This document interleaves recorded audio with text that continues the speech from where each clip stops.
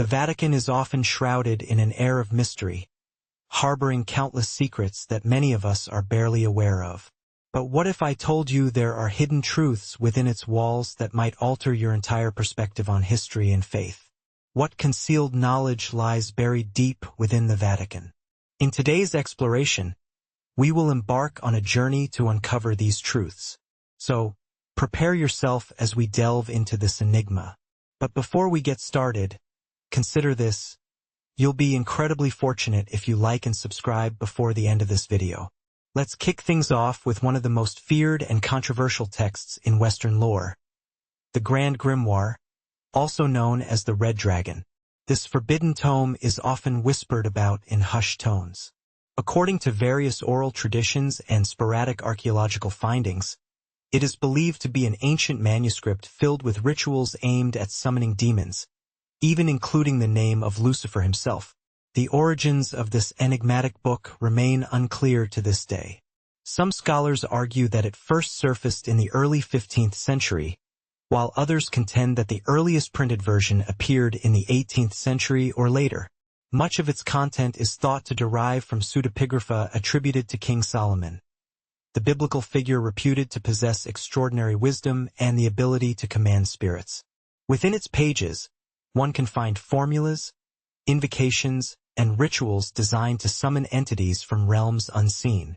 Yet, what truly makes the Grand Grimoire extraordinary isn't merely its content.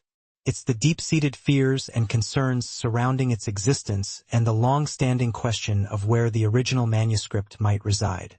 Rumors abound that a copy of this infamous book is securely stored within the Vatican's most secretive archives. Some suggest that this preservation serves as a means of control, aimed at preventing dangerous knowledge from falling into unworthy hands. Others speculate that the Church seeks to study and comprehend the dark forces it may be up against. However, it's crucial to note that there is no official documentation confirming the Grand Grimoire's presence in the Vatican, just whispers that have persisted for centuries. Now, let's shift gears to a more contemporary mystery: UFOs and the Vatican. Recently, the conversation surrounding unidentified flying objects has evolved from being dismissed as mere fiction to becoming a topic of serious discussion among governments and the scientific community. One of the most compelling figures in this dialogue is David Grush, a former intelligence officer with the United States Air Force who served in the Unidentified Aerial Phenomena Task Force. Grush doesn't just talk about extraterrestrials. He has taken the world by storm with a shocking claim. The Vatican once possessed the remains of a UFO that crashed in Italy just before World War II. According to his account, in the late 1930s, a mysterious flying object reportedly fell near Magenta, a town close to Milan. At that time, Italy was under the rule of the dictator Benito Mussolini. Grush alleges that Mussolini ordered the site to be kept under wraps, concealing the wreckage for years. What makes Grush's assertions particularly intriguing is the involvement of the Vatican. He claims that after World War II, Pope Pius XII discreetly informed the U.S. government about the UFO's existence, leading to a covert operation to retrieve and transport the object back to America for classified analysis. To this day, no clear information has emerged regarding where the object ended up or what was discovered from it. Naturally, the Vatican has never confirmed any of these events. When pressed for evidence, David Grush mentioned that he had accessed classified documents and engaged with individuals present during the UFO recovery. However, due to security constraints, he could not disclose names or specific documentation. Skepticism surrounds his claims. Some dismiss them as yet another conspiracy theory lacking empirical proof. Yet, many believe that if any institution in the world possessed the discretion and influence to keep such a monumental secret for nearly a century, the Vatican would be at the forefront. If the Vatican did, in fact, witness an event that could redefine humanity's understanding of life beyond Earth, why have they chosen to keep it hidden? For now, we have no definitive answers. The Vatican's persistent silence only deepens this intriguing mystery. Now, let's explore an unusual tale that the Vatican has neither officially confirmed nor entirely denied: the legend of a time machine known as the chronovisor. This fascinating story revolves around an Italian priest named Pellegrino Ernetti, who was not only a scholar of sacred music but also an exorcist. The enigmatic chronicles of the Vatican, time travel, and historical secrets. Have you ever pondered the possibility of glimpsing into the past? What if such a device existed? Enter the intriguing narrative of a time machine dubbed the Chronovisor. Our tale begins with an Italian priest named Pellegrino Ernetti, a man of profound knowledge in sacred music and a dedicated exorcist. In the 1960s, Ernetti made a stunning claim. He was part of a clandestine group operating within the Vatican, comprised of both priests and scientists. This remarkable team allegedly constructed a unique apparatus that enabled its user to witness historical events as if viewing ancient footage. According to Father Ernetti, he utilized this device to observe the crucifixion of Jesus Christ. He even insisted he had captured a photograph of that monumental moment. However, this image remains unverified, and the chronovisor itself has never been seen by anyone else. The Vatican has consistently refrained from providing any corroborating evidence of its existence. Despite this lack of substantiation, the tale endures, captivating those involved in paranormal research.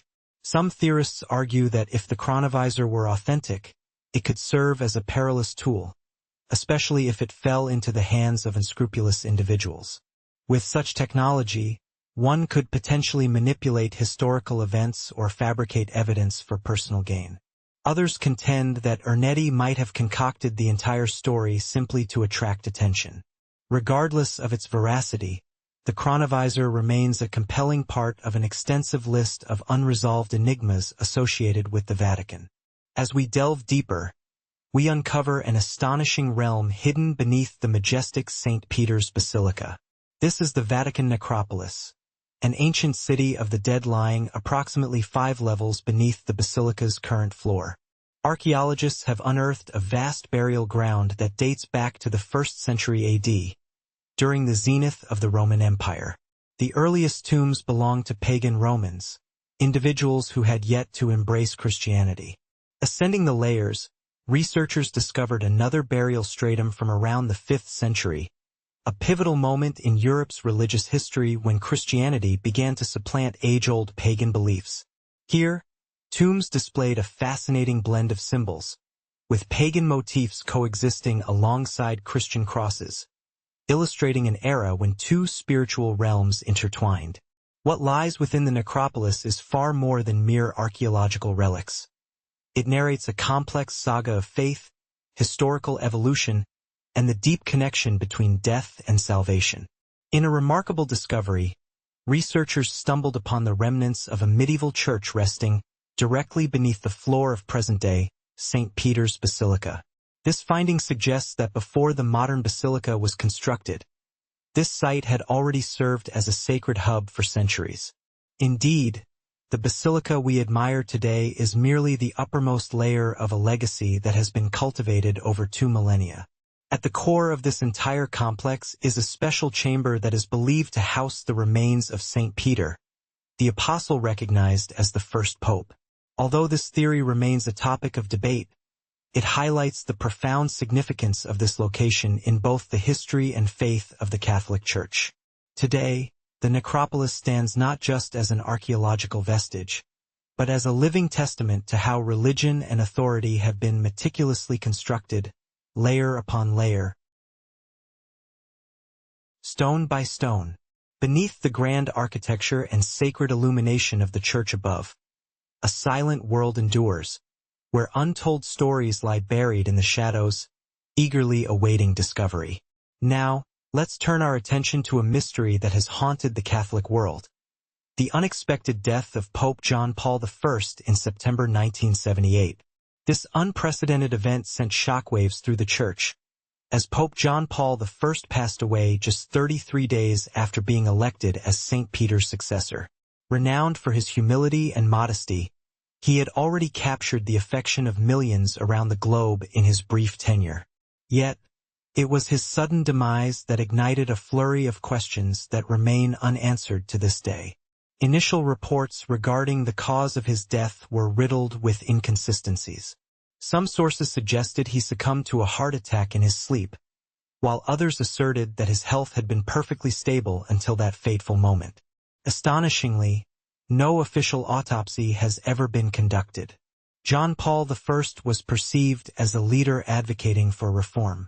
Though he had not yet unveiled any formal plans, many believed he was preparing to address one of the Vatican's darkest secrets. The Vatican Bank, long suspected of being embroiled in numerous financial scandals over the decades.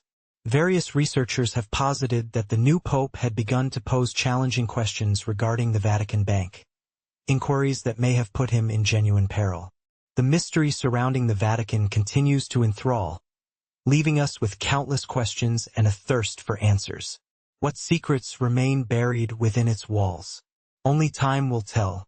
Unraveling the Vatican's secrets, scandals and symbols. Did you know that the Vatican has been at the center of financial scandals for decades? According to various researchers, the newly elected pope began to voice challenging inquiries regarding the Vatican Bank, a move that may have put his life at risk. At that time, one of the most influential individuals overseeing the financial dealings of the Holy See was Bishop Paul Marinus, the head of the Institute for Works of Religion, more commonly referred to as the Vatican Bank. Under his management, the bank became embroiled in a tangled web of allegations, including money laundering, dubious investments, and enormous loans that lacked any clear explanation. Tied to these scandals was Roberto Calvi, a key figure in Banco Ambrosiano, an Italian bank whose collapse would later send ripples of shock through the financial landscape. Calvi was not just any banker. He was a member of P2, a clandestine lodge accused of manipulating both politics and finance in Italy. In 1982, his lifeless body was discovered hanging from a bridge in London. Officially ruled a suicide, the cloud of suspicion surrounding his death has never fully dissipated. Marinus himself later faced investigation and accusations of complicity in the bank's downfall, a disaster that culminated in staggering losses of $3.5 billion. While no concrete evidence has surfaced, many believe that Pope John Paul I had become a threat to powerful interests. One theory posits that he was poisoned to thwart any potential restructuring of the Vatican's financial web. Compounding the mystery, the Vatican declined to permit an autopsy, and the flow of information regarding his death was tightly controlled. To this day, the demise of Pope John Paul I remains one of the great unsolved enigmas in modern church history. Did he succumb to a natural heart attack, or had he dared to uncover secrets that others wished to keep buried? We may never learn the full truth, but sometimes it's the hidden matters that provoke the deepest contemplation. The ancient Egyptian obelisk, a silent sentinel. Imagine standing in St. Peter's Square, gazing up at a towering stone column that has witnessed centuries of history. This is the Vatican obelisk, one of the square's most remarkable monuments and one of the oldest symbols still standing in the Vatican today. However, many are unaware that this impressive pillar did not originate in Rome, nor was it erected by the Church. Instead, it hails from a far older civilization, an ancient city along the banks of the Nile.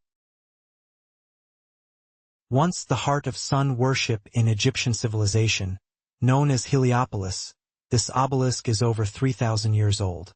It was originally erected by the Egyptians to honor their deities, and once stood beneath the blazing African sun, silently observing the solemn processions of pharaohs. In the 1st century AD, the infamous Roman Emperor Caligula, a ruler notorious for his brutality, ordered this magnificent stone monument to be transported to Rome. He commissioned a special ship solely for the task, treating the obelisk as a trophy of conquest and a symbol of imperial might. It was placed at the Circus of Nero, an arena where some of the earliest Christians faced brutal public executions. Historical records indicate that St. Peter himself was executed just steps away from the obelisk. For a long time, Romans brought Christian believers to this very location, executing them in the shadow of the Egyptian stone, a cruel mockery of their faith. Centuries later, as the Circus of Nero fell into decay, the ground around the obelisk gradually transformed into a burial site for Christian martyrs. This sacred ground would ultimately serve as the foundation for St. Peter's Basilica. It wasn't until 1586, under Pope Sixtus V, that the obelisk was relocated to its current position at the center of St. Peter's Square. Moving a stone that weighed over 300 tons was an engineering feat unprecedented in history. Over 900 workers, countless horses, and an elaborate pulley system were mobilized for months to accomplish this monumental task. Since that moment, the obelisk has ceased to be merely a pagan symbol. Instead, it stands as a testament to the enduring faith of Catholicism, a monument to Christianity's triumph over violence and persecution. Today, thousands of tourists traverse the square, often oblivious to the fact that this ancient stone once overlooked the spilled blood of the earliest followers of Christianity. It is not merely a relic of the past but a silent witness, carrying a story far more profound than what meets the eye. The bones of St. Peter, a historic revelation. In 2013, beneath the radiant lights of St. Peter's Square, a solemn ceremony took place that would mark a significant moment in history. For the first time ever, the Vatican publicly revealed a small stone box containing 8 fragments of bone believed to belong to none other than St. Peter, the first pope in the history of the Catholic Church.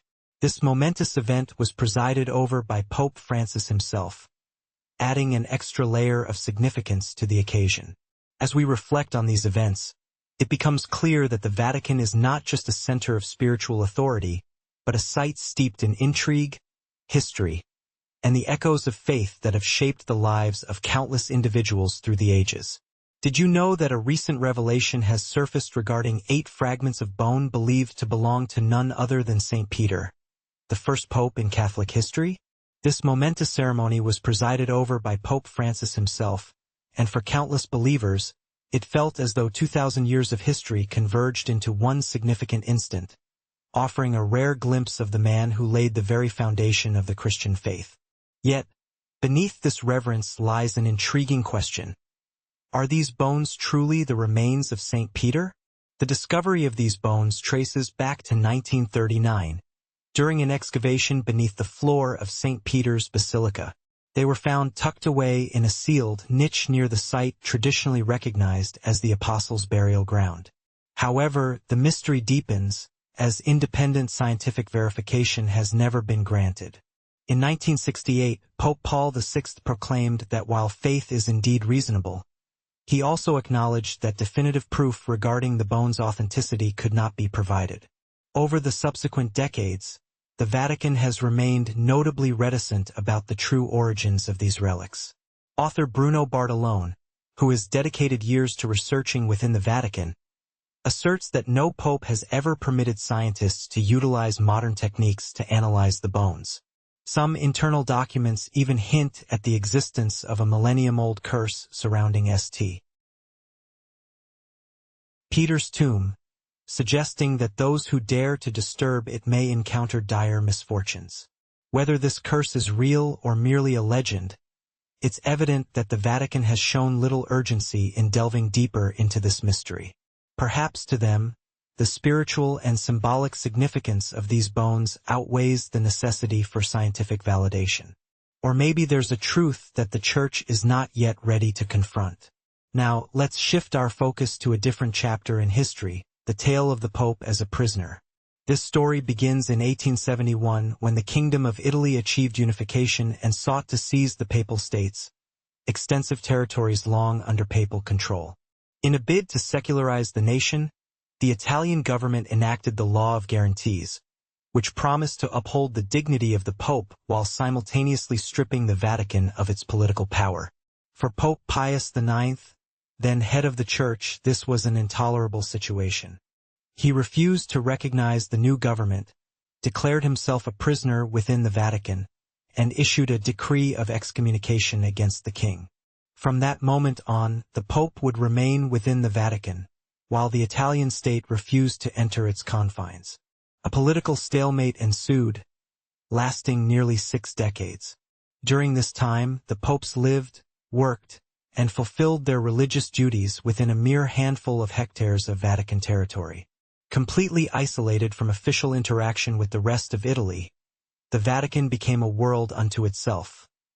Insular, enclosed, and symbolically at odds with the nation that surrounded it. It wasn't until 1929 that this deadlock finally came to an end.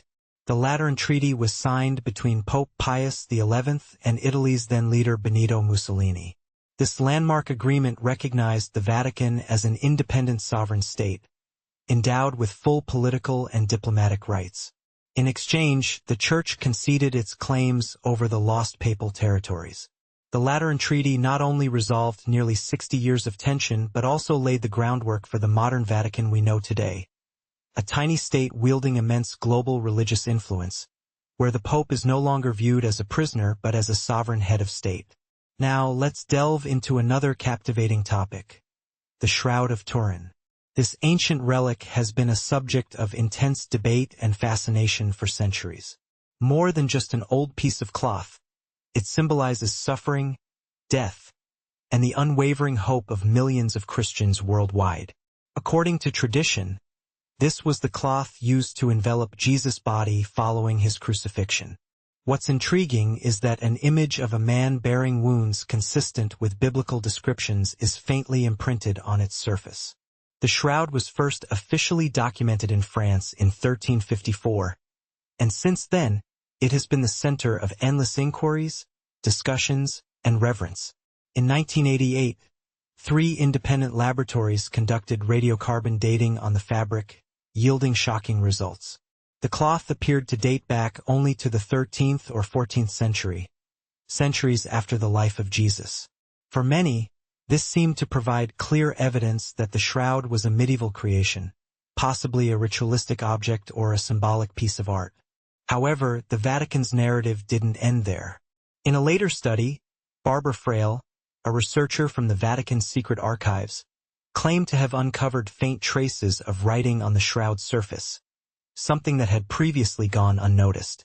Utilizing high-intensity image analysis, she asserted that she could discern fragments of text in ancient Greek, Latin, and Hebrew, arranged without clear structure yet repeating a singular, profound message. What could these inscriptions reveal about the history of this enigmatic artifact? The mystery continues to unfold. Unveiling mysteries. The Shroud of Jesus and Secrets of the Vatican. Have you ever pondered the secrets hidden within the ancient walls of the Vatican? Imagine a discovery that could change everything we think we know about a pivotal figure in history. Through high-intensity image analysis, researchers have revealed fragments of text in ancient Greek, Latin, and Hebrew, arranged in a seemingly chaotic manner yet echoing a singular message. This is the burial shroud of Jesus of Nazareth.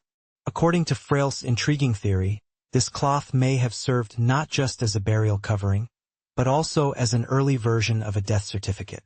In Roman times, it was common to inscribe or attach identifying information directly onto burial shrouds. Frail suggests that the inscriptions could have been hastily penned by an official after the execution, confirming both the identity and the cause of death. Yet, despite the potential implications of her findings, they have not gained widespread acceptance within the scientific community. This skepticism stems partly from the ambiguous nature of the evidence and partly from the shroud's status as a sacred relic, deemed too holy for further examination or controversy. For the Vatican, the cloth's significance transcends scientific inquiry. It lies in the profound faith it continues to inspire. But what about the hidden pathways within the Vatican? Nestled among the ancient stone structures and towering walls is a passage that often goes unnoticed. The Passetto di Burro, more dramatically known as the Pope's Escape Tunnel. At first glance, it appears to be just another long stone wall, akin to countless medieval fortifications across Europe. However, hidden within this unassuming facade is a narrow corridor that stretches nearly 800 meters, providing a secret link between the Vatican and Castel Sant'Angelo, originally a mausoleum for Emperor Hadrian that later transformed into a fortress and papal sanctuary. Construction of the Passetto di Burro began in the 9th century under Pope Nicholas III and spanned over 6 centuries to complete. This was not merely an architectural marvel. It was a strategic imperative, an acknowledgement that in times of turmoil, the head of the church required a means of escape. History has shown that this escape route would, at one critical juncture, become a lifeline.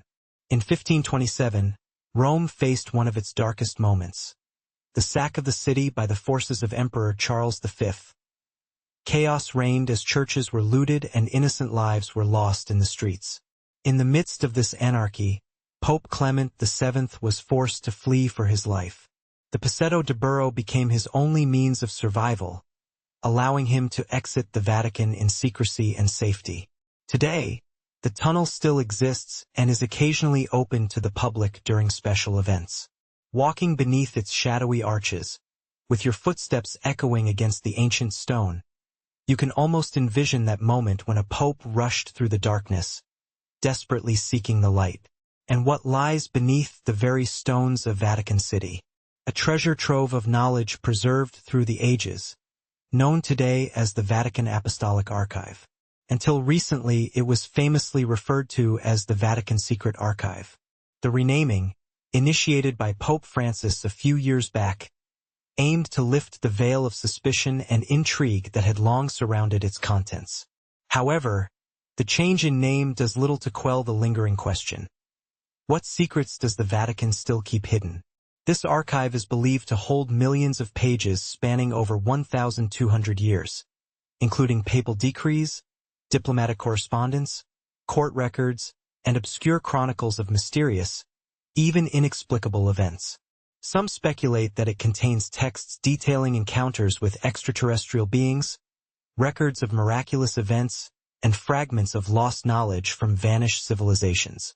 The Vatican asserts that the archive is now open to scholars, suggesting that anyone can submit a request for access to the original materials. Yet, in practice, the process is far from straightforward. The application procedure is stringent and highly selective, meaning not everyone gains entry. Even for those fortunate enough to receive approval, only a sliver of the vast collection is available for viewing.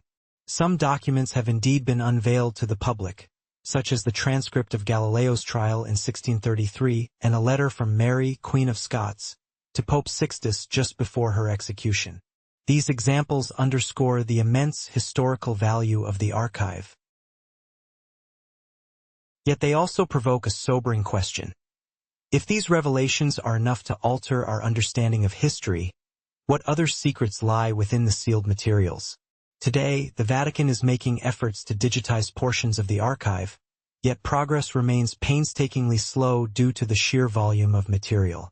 Scholars suggest that the most unusual records, particularly those concerning UFO sightings or unexplained phenomena, likely remain hidden in the archive's most restricted corners, places few will ever be allowed to enter. So, what other mysteries await discovery beneath the Vatican's hallowed grounds? The questions linger, inviting curiosity and exploration into the depths of history. The secrets of the Vatican archives, unraveling history's mysteries. Have you ever wondered what hidden treasures lie within the Vatican's vast archives? According to some scholars, the most extraordinary records, those that document UFO sightings or unexplained phenomena, are likely tucked away in restricted corners that few are allowed to explore. One researcher poignantly noted, "It's not that the Vatican lacks documents on unusual events. The challenge is that they have lost track of where to find them." This has led some to compare the Vatican Apostolic Archive to a vault akin to the CIA's, where what is presented to the public is merely the surface of a much deeper reality, with the most significant documents carefully concealed. Could it be that the Vatican is safeguarding monumental secrets about our history, religion, or even life beyond our planet? While we may never know the complete truth, one fact stands out. With 53 miles of shelves overflowing with records, there remains a wealth of information that has yet to be revealed to the outside world. The true cross, a relic shrouded in mystery. Among the religious artifacts deemed the most sacred within the Vatican, few ignite as much debate as the true cross, the fragment of wood believed to have borne the crucified body of Jesus Christ.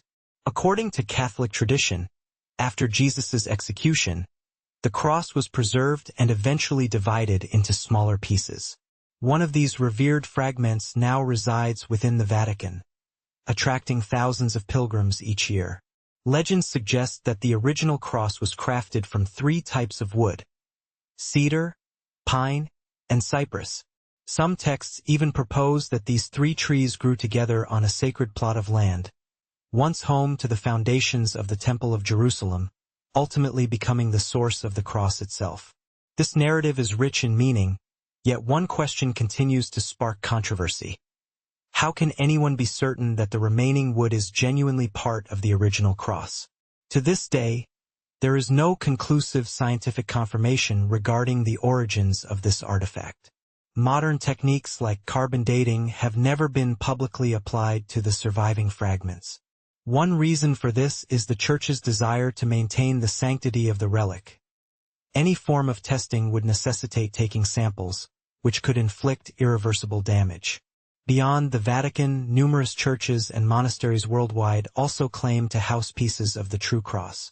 Some researchers estimate that the number of claimed fragments could reconstruct several dozen full-sized crosses, casting doubt on the authenticity of each individual piece.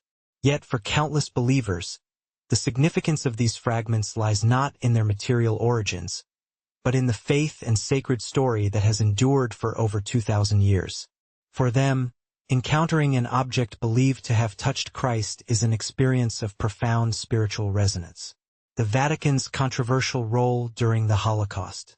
For decades, the Vatican's actions during World War II, particularly under Pope Pius XII, have stirred heated debate. Many historians criticize the Pope for his silence as the Nazis executed their horrific genocide against the Jewish people.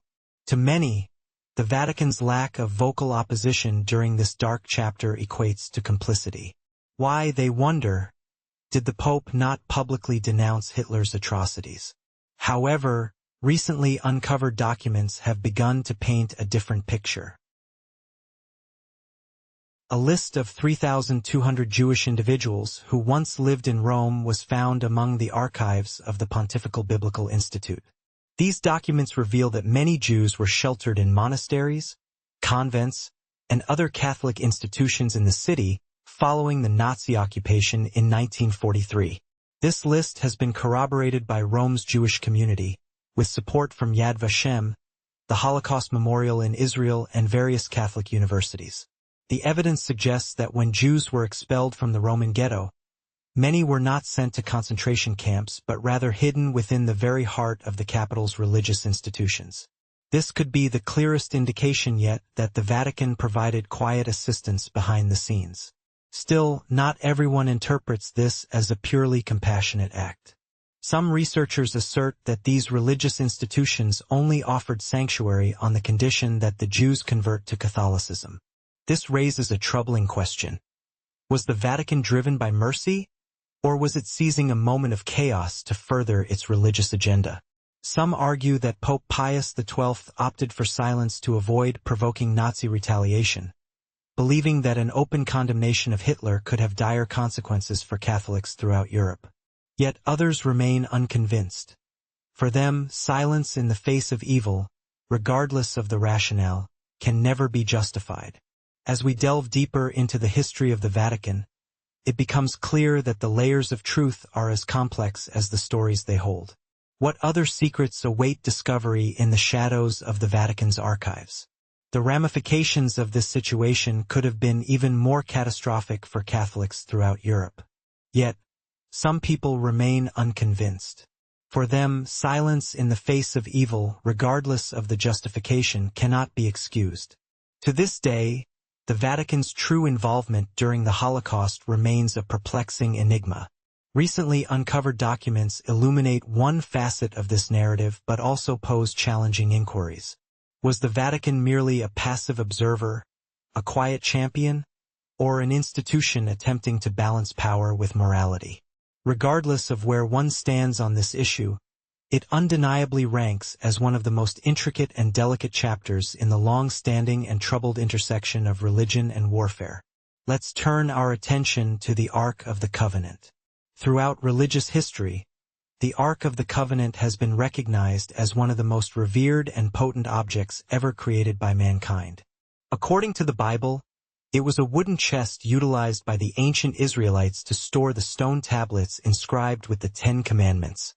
Crafted from acacia wood and lavishly coated with pure gold inside and out, the ark was adorned with 2 golden cherubim, whose wings stretched protectively over the lid. During the Israelites' arduous trek through the wilderness, the ark served not only as a religious emblem but was also believed to carry the very essence of God, capable of delivering blessings or unleashing divine retribution. However, around 587 BC, when Babylonian forces laid siege to Jerusalem and obliterated the First Temple, the Ark of the Covenant suddenly disappeared from all official records. Since that time, its destiny has become one of the most significant unsolved mysteries in religious history. Some scholars theorize that the Ark was destroyed during the invasion, while others assert that it was hidden away, safeguarded before the enemy could seize it. Among the more tantalizing theories is the suggestion that the Ark may now rest deep within the Vatican's vaults. So why is the Vatican so often implicated in this mystery? One key reason lies in the eerie similarities between the Ark of the Covenant and the sacred chests found in ancient Egyptian religious practices. These Egyptian ceremonial boxes, particularly those used in the processions of the gods, were also crafted from wood, covered in gold, equipped with side handles, and frequently adorned with divine figures such as the god Anubis or winged creatures. Researchers like Scott Boer have pointed out that archaeologists discovered a ritual chest in the tomb of Pharaoh Tutankhamun that closely resembles the biblical description of the Ark. Could it be that the ancient Israelites adapted this concept from Egyptian culture? Or was there a more profound spiritual bond between these two remarkable civilizations?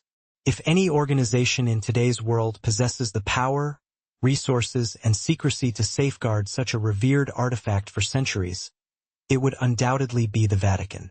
While the Vatican has never confirmed nor denied having the Ark of the Covenant in its possession, this silence, as often is the case, only intensifies the intrigue.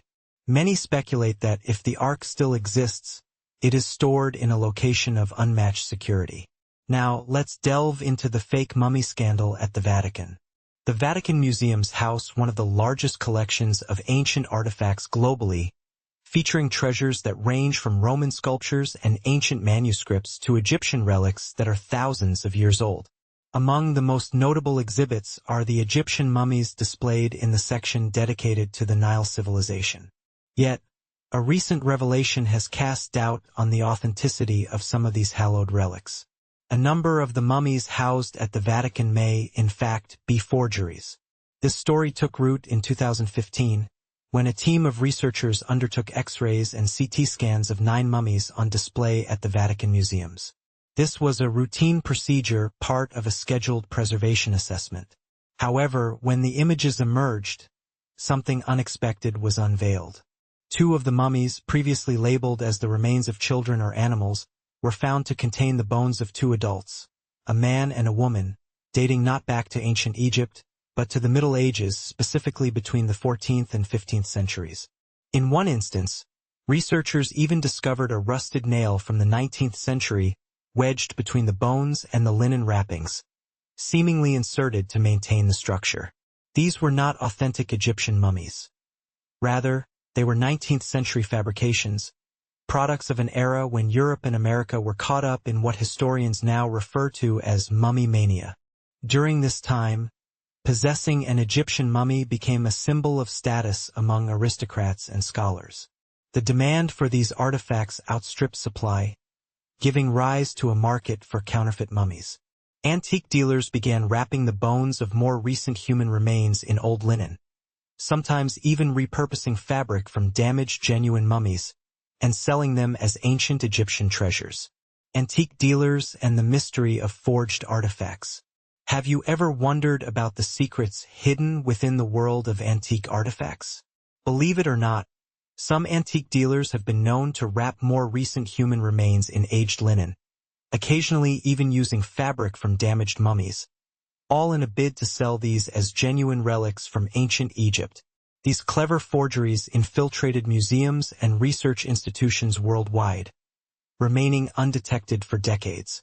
The Vatican, renowned for its vast collection of historical treasures, was not exempt from this deception.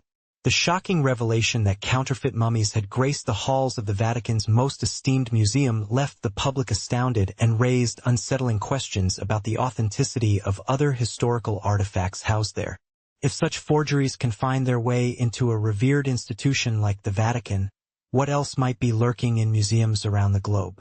Yet, it's essential to understand a vital point. The Vatican did not intentionally mislead the public. Back in the 19th century, the methods for authenticating artifacts relied heavily on their appearance. Technologies like X-rays or carbon dating were non-existent, and purchases were based on trust and the perceived reliability of the seller. The hidden gem of Emperor Nero's bathtub. When most people think of the Vatican, images of St. Peter's Basilica, ancient manuscripts, or Michelangelo's masterpieces often come to mind. However, few know of a surprising artifact hidden deep within the Vatican museums. An ancient Roman bathtub, once owned by Emperor Nero, crafted from one of the rarest stones on earth, known as Egyptian purple porphyry. This exquisite stone, referred to as porphyry by the Romans, could only be extracted from a singular site buried deep within the Egyptian desert, a region that once fell under Roman dominion. That quarry has remained depleted for over 1,500 years. Today, attempting to recreate a bathtub of similar size and material would set one back an astonishing $2 billion, not just due to the stone's rarity, but also because of the exceptional craftsmanship required to carve it. Nero's bathtub represented more than mere luxury. It symbolized absolute power and the lavish lifestyle of one of Rome's most notorious emperors. For the ancient Romans, porphyry was not merely a luxury material. It was a stone reserved for royalty, used to pave temple floors and construct imperial thrones. In Nero's case, it allowed him to bathe like a god. But the Vatican doesn't just house Nero's opulent tub. As visitors meander through its expansive corridors, they can also admire stunning mosaic artworks depicting Roman athletes from the 3rd century.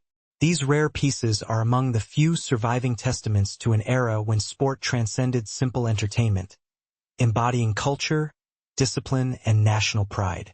These mosaics were discovered in the Baths of Cacalla, a grand public complex that once welcomed thousands of visitors daily.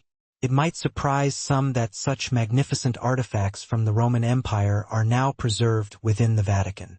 However, following the empire's fall, the Catholic Church emerged as its spiritual and cultural heir, gradually gathering numerous relics from ancient Roman ruins to safeguard them for posterity. Nero's bathtub is merely a small fragment of this vast legacy. The Altar of Moses, a rediscovered biblical landmark. According to the Bible, after leading the Israelites out of Egypt, Moses ascended Mount Sinai to receive God's laws. Before embarking on this journey, he performed a significant ritual.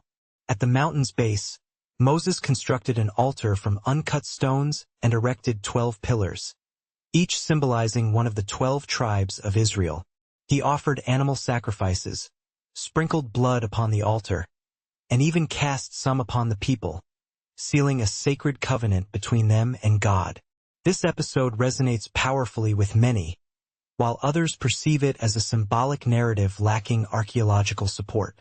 However, recent findings at Jabal al-Lawz, a mountain in northwestern Saudi Arabia, have sparked intrigue. A team of independent researchers uncovered an unusual stone structure shaped like an L, entirely composed of rough, unworked stones. There were no steps, no constructed platforms, and no signs of modern construction techniques. In nearly every aspect, it mirrored the altar described in the Book of Exodus, the very altar Moses was said to have built. Nearby, researchers found 12 round stone pillars, each approximately 23 inches in diameter, arranged neatly close to the altar, leading many to speculate that they could represent the 12 tribes of Israel. In the altar area, layers of ash, animal bones, and traces of partially burned organic material were discovered. Preliminary analyses suggested these remains could be the remnants of ritual sacrifices, strikingly akin to those detailed in biblical accounts. Despite the immense attention this discovery has garnered, the Saudi Arabian government has dismissed any connection to biblical events, leaving many to ponder the implications of this remarkable find. Unveiling the secrets of the past. A journey through history. Have you ever pondered the striking similarities between ancient sites and biblical accounts? Recent discoveries in Saudi Arabia have sparked intense debate, yet the Saudi government remains firm in its stance, denying any ties to biblical narratives. They assert that this area once belonged to the Nabateans, a remarkable civilization renowned for their mining and stonework throughout the region. According to their official narrative, the pillars found at the site are merely remnants of an old quarry, while the bones discovered are attributed to domestic activities or cooking by Nabatean laborers. However, many Western researchers are not convinced. What if I told you that the unique location, layout, and materials used in these structures, especially the sheer number of stone pillars, are far too specific to be mere coincidence? Some scholars have even ventured to propose that Jabal al-Lawz may indeed be the real Mount Sinai, challenging the long-accepted site located in Egypt's Sinai Peninsula. Imagine the implications. If the altar at Jabal al-Lawz truly is the one constructed by Moses, we could be looking at one of the most significant archaeological confirmations of a biblical event ever unearthed. Yet, despite the tantalizing evidence, no major archaeological institution has officially recognized this discovery, and political restrictions make access to the site challenging. Nonetheless, for many believers, the findings thus far are enough to reignite hope and faith. The Fallen Popes, a tale of power and intrigue. To many, the role of pope represents the pinnacle of sacred authority, a position viewed as both holy and untouchable.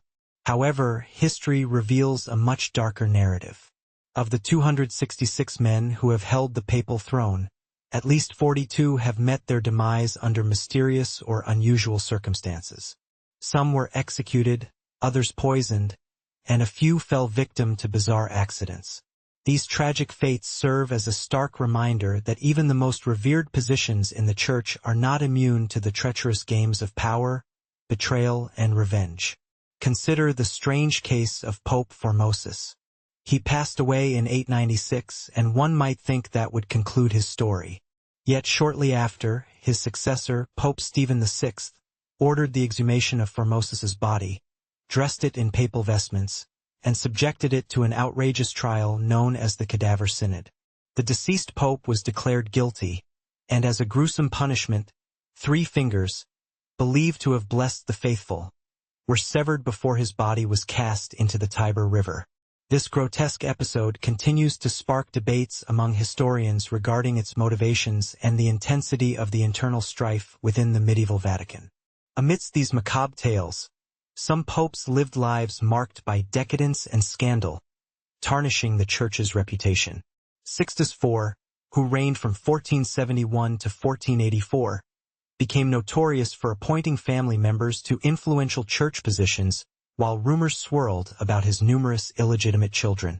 Alexander VI, more commonly known as Pope Rodrigo Borgia, is among the most controversial figures in papal history. His reign was characterized by extravagant feasts at the Vatican, affairs with multiple mistresses, and leveraging his position to enhance his family's power. Then there's the story of John XII, who ascended to the papacy at the tender age of 18. His tenure is often described as a descent into debauchery, culminating in his death while engaging in an affair with a nobleman's wife. Accounts differ on the details, with some claiming he was beaten to death by her jealous husband, while others suggest he suffered a fatal stroke during the act. Other papal fates were equally unforeseen. John XXI, a pope with a profound interest in medicine and science, tragically died when the ceiling of his study collapsed on him as he worked. He lingered for days before succumbing to his injuries. Urban VI, on the other hand, met a less dramatic end, falling off a mule and succumbing to the injuries from that accident. While his death was not shrouded in mystery, it remains one of the least dignified exits for a man once viewed as the spiritual leader of millions. These stories remind us that the papal throne is not merely a symbol of divine authority. It has often served as a seat of political intrigue, personal tragedy, and human vulnerability. The highest office in the Church has come at a significant cost for some. Although the Pope is designated as the Vicar of Christ on earth, history reveals that many popes, despite their lofty titles, were still men driven by ambition, often leading to their downfall. The hidden truths of homosexuality in the Vatican. The Vatican stands as the epicenter of Catholic authority, often depicted as a bastion of sanctity, tradition, and conservatism. Yet, hidden within those centuries-old walls lies a narrative that many believe the Church has sought to conceal: the story of homosexuality within the Vatican itself. In 2019, French journalist Frédéric Martel unveiled this intricate tale in his book, In the Closet of the Vatican. The work came to fruition after a 4-year investigation, drawing insights from over 1,500 interviews with cardinals, priests, former clergy, and even Vatican security personnel. In it, Martel made a stunning claim that challenges the perception of the Church's inner workings. As we delve deeper into these revelations, one can't help but wonder, what other secrets lie beneath the surface of this revered institution? The hidden truth behind Vatican secrets and historical mysteries. What if I told you that a comprehensive 4-year investigation, which included over 1,500 interviews with cardinals, priests, former clergy, and even Vatican security personnel, unveiled a shocking revelation? In this eye-opening research, journalist Martel made an astonishing claim. Approximately 80% of the clergy within the Vatican identify as homosexual. Many of these individuals are said to live in secrecy, carefully concealing their true identities. Imagine this for a moment. The very individuals who vocally condemn homosexuality from the pulpit are often the same ones engaging in same-sex relationships behind closed doors. Martel painted a vivid picture of a deeply entrenched culture of hypocrisy lurking at the heart of the Church. While the Vatican has not explicitly denied the figures reported in Martel's book, they have also refrained from offering any formal acknowledgement. Interestingly, some sources recall a moment when Pope Francis told a survivor of sexual abuse, "God made you like this and he loves you as you are." This heartfelt sentiment garnered support from many within the LGBT community, yet it also attracted criticism from more conservative factions in the Church. However, the issue extends beyond mere questions of identity. Experts suggest that living a double life in the highly pressurized environment of the Vatican may be contributing to systemic issues, including the abuse scandals and cover-ups that have plagued the Church for years. When individuals are unable to live authentically, it can lead to significant psychological strain, fostering a culture where secrecy becomes the norm. As long as this subject remains taboo, the culture of silence will continue to flourish. The truth, when buried too deeply, does more than tarnish the Church's reputation. It inflicts real harm on those living within its walls. But let's shift gears for a moment. Could it be that the Vatican has fabricated 300 years of history? Among the most peculiar theories proposed about European history, one stands out with audacity: the notion that 300 years in our current timeline never happened. This idea, known as the phantom time hypothesis, was introduced in the 1990s by German researcher Herbert Illig. He argued that the period between 8614 and 911 was entirely fabricated by a conspiracy involving Pope Sylvester II, Holy Roman Emperor Otto III, and a few others, who sought to insert 3 centuries into the historical record to position themselves at the forefront of the millennial celebrations in the year 1000. If Illig is correct, our current year would not be 2025, but rather closer to 1725. At first glance, this theory might sound outrageous, yet Illig presented several arguments to bolster his claim. The first centers around the calendar itself. When Pope Gregory XIII reformed the calendar in 1582, he removed 10 days from October to realign it with the solar cycle. Illig contends that if 1,500 years had genuinely passed since the Julian calendar's introduction, The correction should have been significantly larger, indicating that an additional 300 years were artificially inserted. He further argues that astronomical data doesn't align to support the existence of this missing time. Secondly, Illig scrutinized the written records. He posited that many texts from what we now call the early Middle Ages appear to have been altered or retroactively created. Some documents exist only as copies made centuries later, frequently written in newer scripts. He also pointed out inconsistencies in historical accounts of figures like Charlemagne, suggesting that the emperor might have been exaggerated or perhaps never existed at all. Lastly, Illig questioned the lack of clear archaeological evidence from the 7th to 10th centuries across much of Europe. He argued that if those 300 years had truly occurred, we would expect to find a far greater number of surviving buildings, tools, and artifacts than what currently exists. Yet, according to him, those traces are conspicuously absent. Mainstream historians vehemently reject the phantom time hypothesis. They argue that minor discrepancies in the calendar can be easily attributed to natural errors that have accumulated over centuries. More crucially, they point to corroborating evidence from other civilizations, including those in the Middle East, China, and beyond, that align with European events from that era. For Illig's theory to hold any water, virtually every major culture would have had to collude in a synchronized historical fraud, a scenario most deem impossible. Nonetheless, the phantom time hypothesis continues to circulate, not necessarily because people believe it, but because it prompts a provocative question.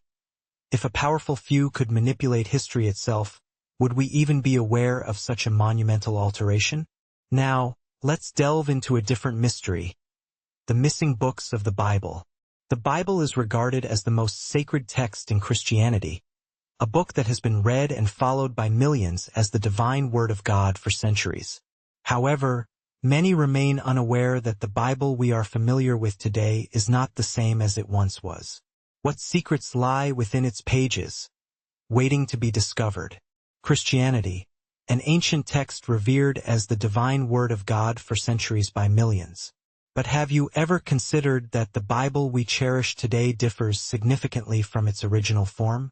The first English translation, the King James Bible, emerged in the early 17th century and initially included 80 books. However, by 1684, 14 of those texts were quietly excised from the official canon, slipping from public consciousness. These omitted writings, collectively known as the Apocrypha, a Greek term meaning hidden or concealed, include titles such as Ezra, Tobit, Judith, the Wisdom of Solomon, the Prayer of Manasseh, Baruch, Bel and the Dragon, the Song of the Three Holy Children, and Maccabees. These texts were once viewed as essential components of the biblical narrative, rich with religious stories, moral teachings, and prayers. So why were they cast aside? Some scholars suggest that their content diverged from the prevailing doctrines of the Church at the time, possibly containing ideas that challenged the established narrative. Others believe that their removal was part of a larger scheme to manipulate information and direct faith toward a more uniform interpretation. Yet, many scholars dispute this notion, arguing that the Apocrypha poses no threat. In fact, these texts provide a deeper insight into early Judaism and Christianity. Works like the Wisdom of Solomon and Maccabees were once widely taught and read in churches for centuries. Another intriguing aspect of this debate revolves around the name of Jesus. Earlier texts prior to the Bible's revisions referred to him as Jesus, closer to the original Hebrew name Yahushua. Over time, both the spelling and pronunciation evolved into the name we recognize today. Some theorists argue that this transformation was part of a broader campaign to Romanize the figure of Christ, making him more palatable to Western culture. Regardless of which interpretation resonates with you, one undeniable fact stands. 14 books that were once an integral part of the Bible were removed without any clear rationale. For generations, people have embraced what remains, blissfully unaware that a segment of what they believe to be the divine word may have been obscured or forgotten. Now, let's dive into a different kind of mystery, the influence of extraterrestrials. In the 1920s, a Russian professor named Genrikh Ludwig claimed he had gained access to the Vatican's secret archives, an area so restricted that only a select few have ever entered. What he alleged to have discovered there continues to fuel debate even today. Ludwig described the archives as a sprawling maze of corridors and shelves extending for miles, housing tens of thousands of documents, some dating back centuries, chronicling pivotal events from European history and other ancient civilizations. But what truly captured attention was the mention of extraterrestrial beings. According to Ludwig, he uncovered ancient texts that referenced non-human entities that had aided early civilizations, including the Egyptians, Maya, and Sumerians. These writings purportedly detailed how these beings taught humanity to construct cities, cultivate crops, and even develop written language. Some documents allegedly described powerful ancient weapons reminiscent of nuclear arms, once wielded in forgotten epochs. One particularly striking passage suggested that the walls of Babylon had been melted by a tremendous heat source. However, it's crucial to note that all of this information is based purely on Ludwig's account. He was prohibited from removing documents or providing any tangible evidence to substantiate his claims, leading many to classify his narrative as mere fantasy or an elaborate fabrication designed to capture attention. Yet, despite the skepticism surrounding his story, it aligns intriguingly with theories that independent researchers have proposed for decades. For instance, many have pondered how ancient civilizations achieved such advanced engineering and scientific acumen long before their time. The Sumerians, in a matter of centuries, transformed from a culture of hunters and gatherers into city planners, water system engineers, and creators of one of the earliest writing systems. So, this begs the question: did they receive assistance from a source beyond our planet? And if so, could the Vatican possess evidence of this and have chosen to keep it concealed for all these years? Finally, let's confront the topic of exorcisms, a subject on which the Vatican remained largely silent for many years, until one man stepped into the light. Father Gabriel Amorth, an Italian priest who served as the Vatican's chief exorcist for over 25 years, was not a shadowy figure lurking in obscurity. His remarkable journey sheds light on the Church's stance regarding demonic possession and the power of faith, the secrets of exorcism and the Vatican's hidden mysteries. For years, a veil of silence surrounded the topic of exorcisms. However, one man dared to break that silence: Father Gabriel Amorth.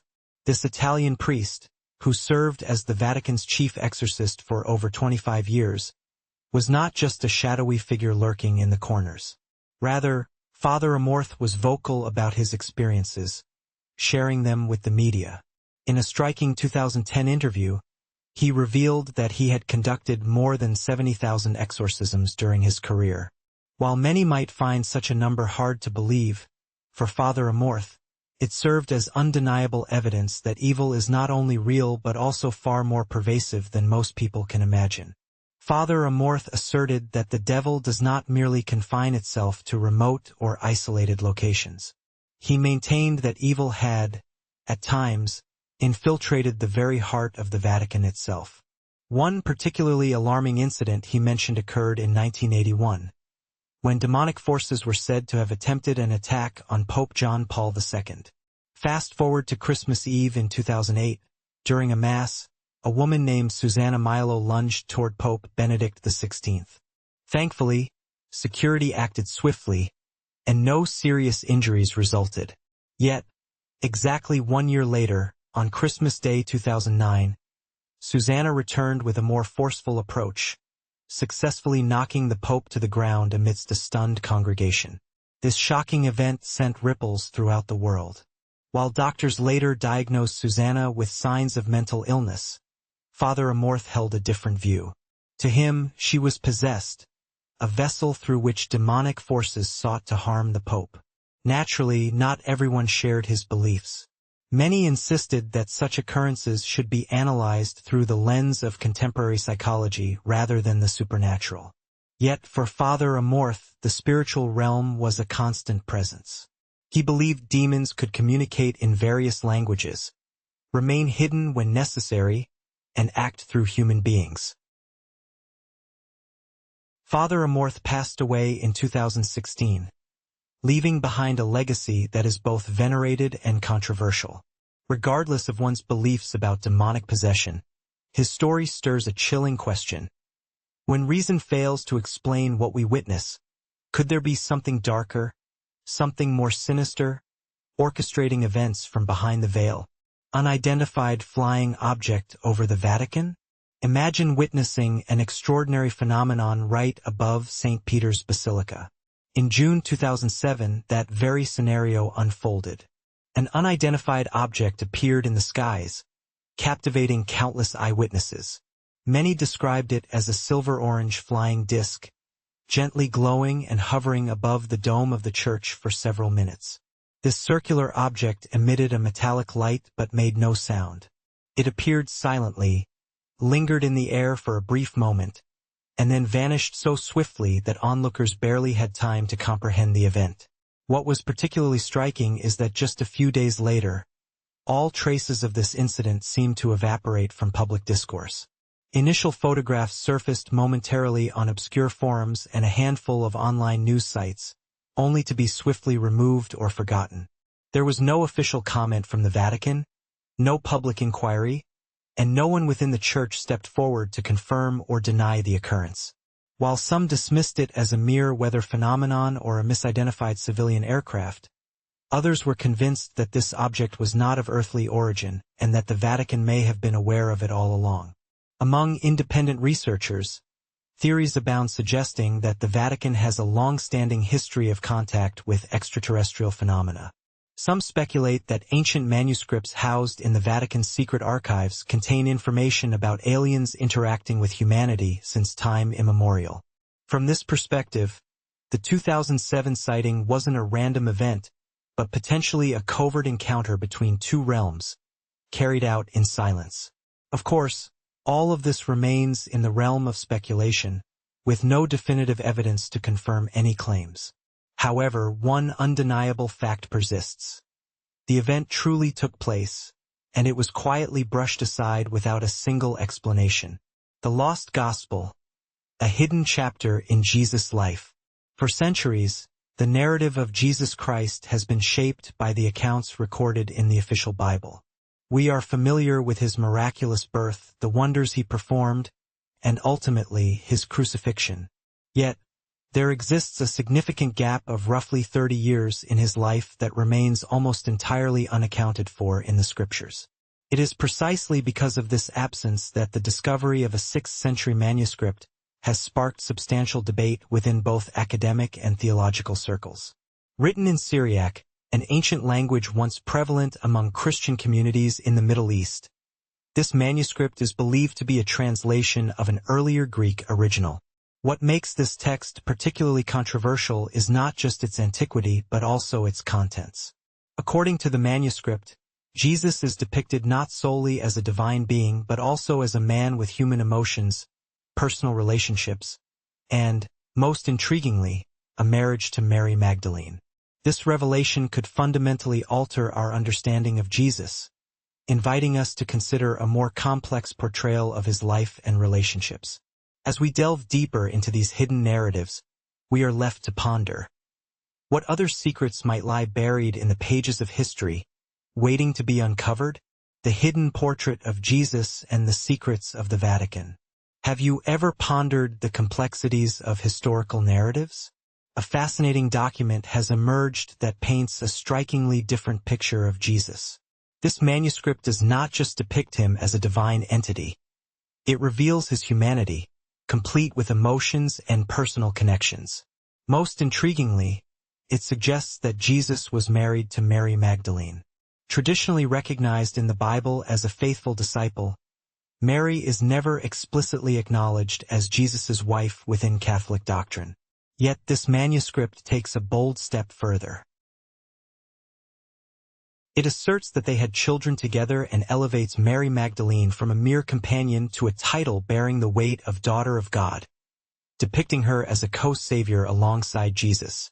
This narrative challenges the long-standing beliefs of the Catholic Church, which has maintained that Jesus led a celibate life while portraying Mary Magdalene as a penitent sinner rather than a pivotal spiritual figure. What if the Vatican has been aware of this manuscript all along, choosing to suppress it to maintain a specific theological image of Jesus? Recognizing him as an individual who lived a more earthly existence could profoundly shift the perspectives of millions of believers, potentially shaking the very foundations of a doctrine that has been cultivated and fortified for over 2 millennia. To this day, this lost gospel lingers as an unresolved enigma, hinting at a disconcerting reality. The history of faith could be only a sliver of a much larger, uncharted story. The Vatican's secret archives. A world of mysteries. Imagine a place shrouded in secrecy, where access is nearly impossible. Welcome to the Vatican Secret Archives, an enigmatic realm nestled in the heart of Vatican City. This highly protected section is home to some of the most ancient and sensitive documents in the annals of the Catholic Church. Spanning an impressive estimate of over 50 kilometers of shelving, it houses millions of pages filled with records, letters, political correspondence, and theological texts that date back hundreds, if not thousands of years. But what truly sets this archive apart is the stringent control the Vatican exerts over who can enter its confines. For years, only a select group of scholars has been granted permission to explore its depths, often limited to minuscule portions of its vast collection. Even those fortunate enough to gain access are prohibited from taking photographs, making complete copies of documents, or divulging any information that hasn't received prior approval from the Vatican. This tight grip on information has given rise to a myriad of rumors and conspiracy theories. Could there be extraterrestrial remains or astonishing machines capable of time travel hidden within those walls?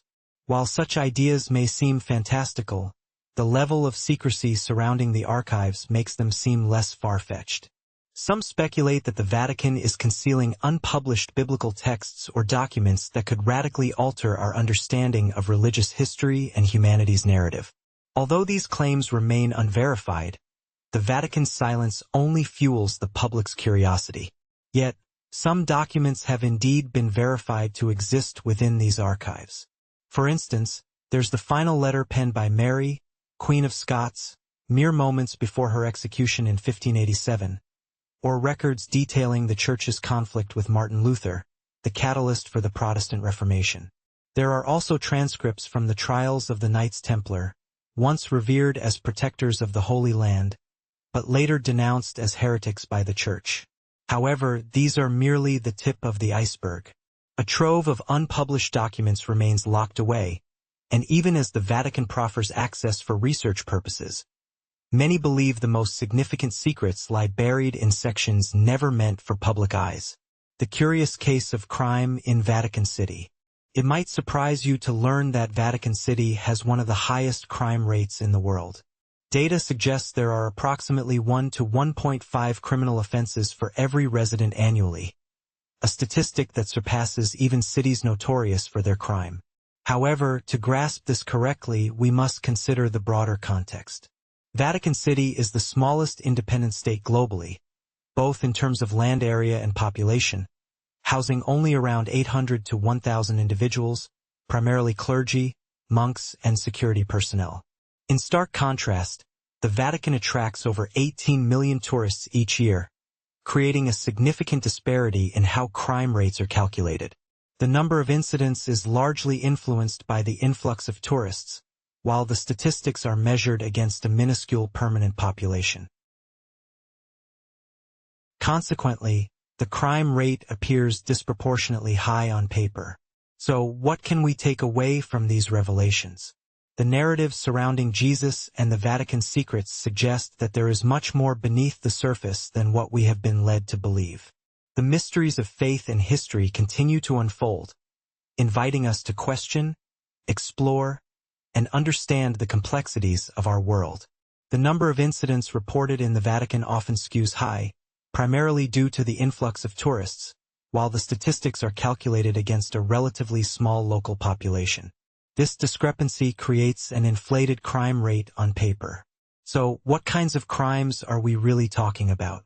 The majority of offenses are minor, pickpocketing, small-scale theft, and petty scams that frequently occur in and around iconic locations like St. Peter's Square and the Vatican museums.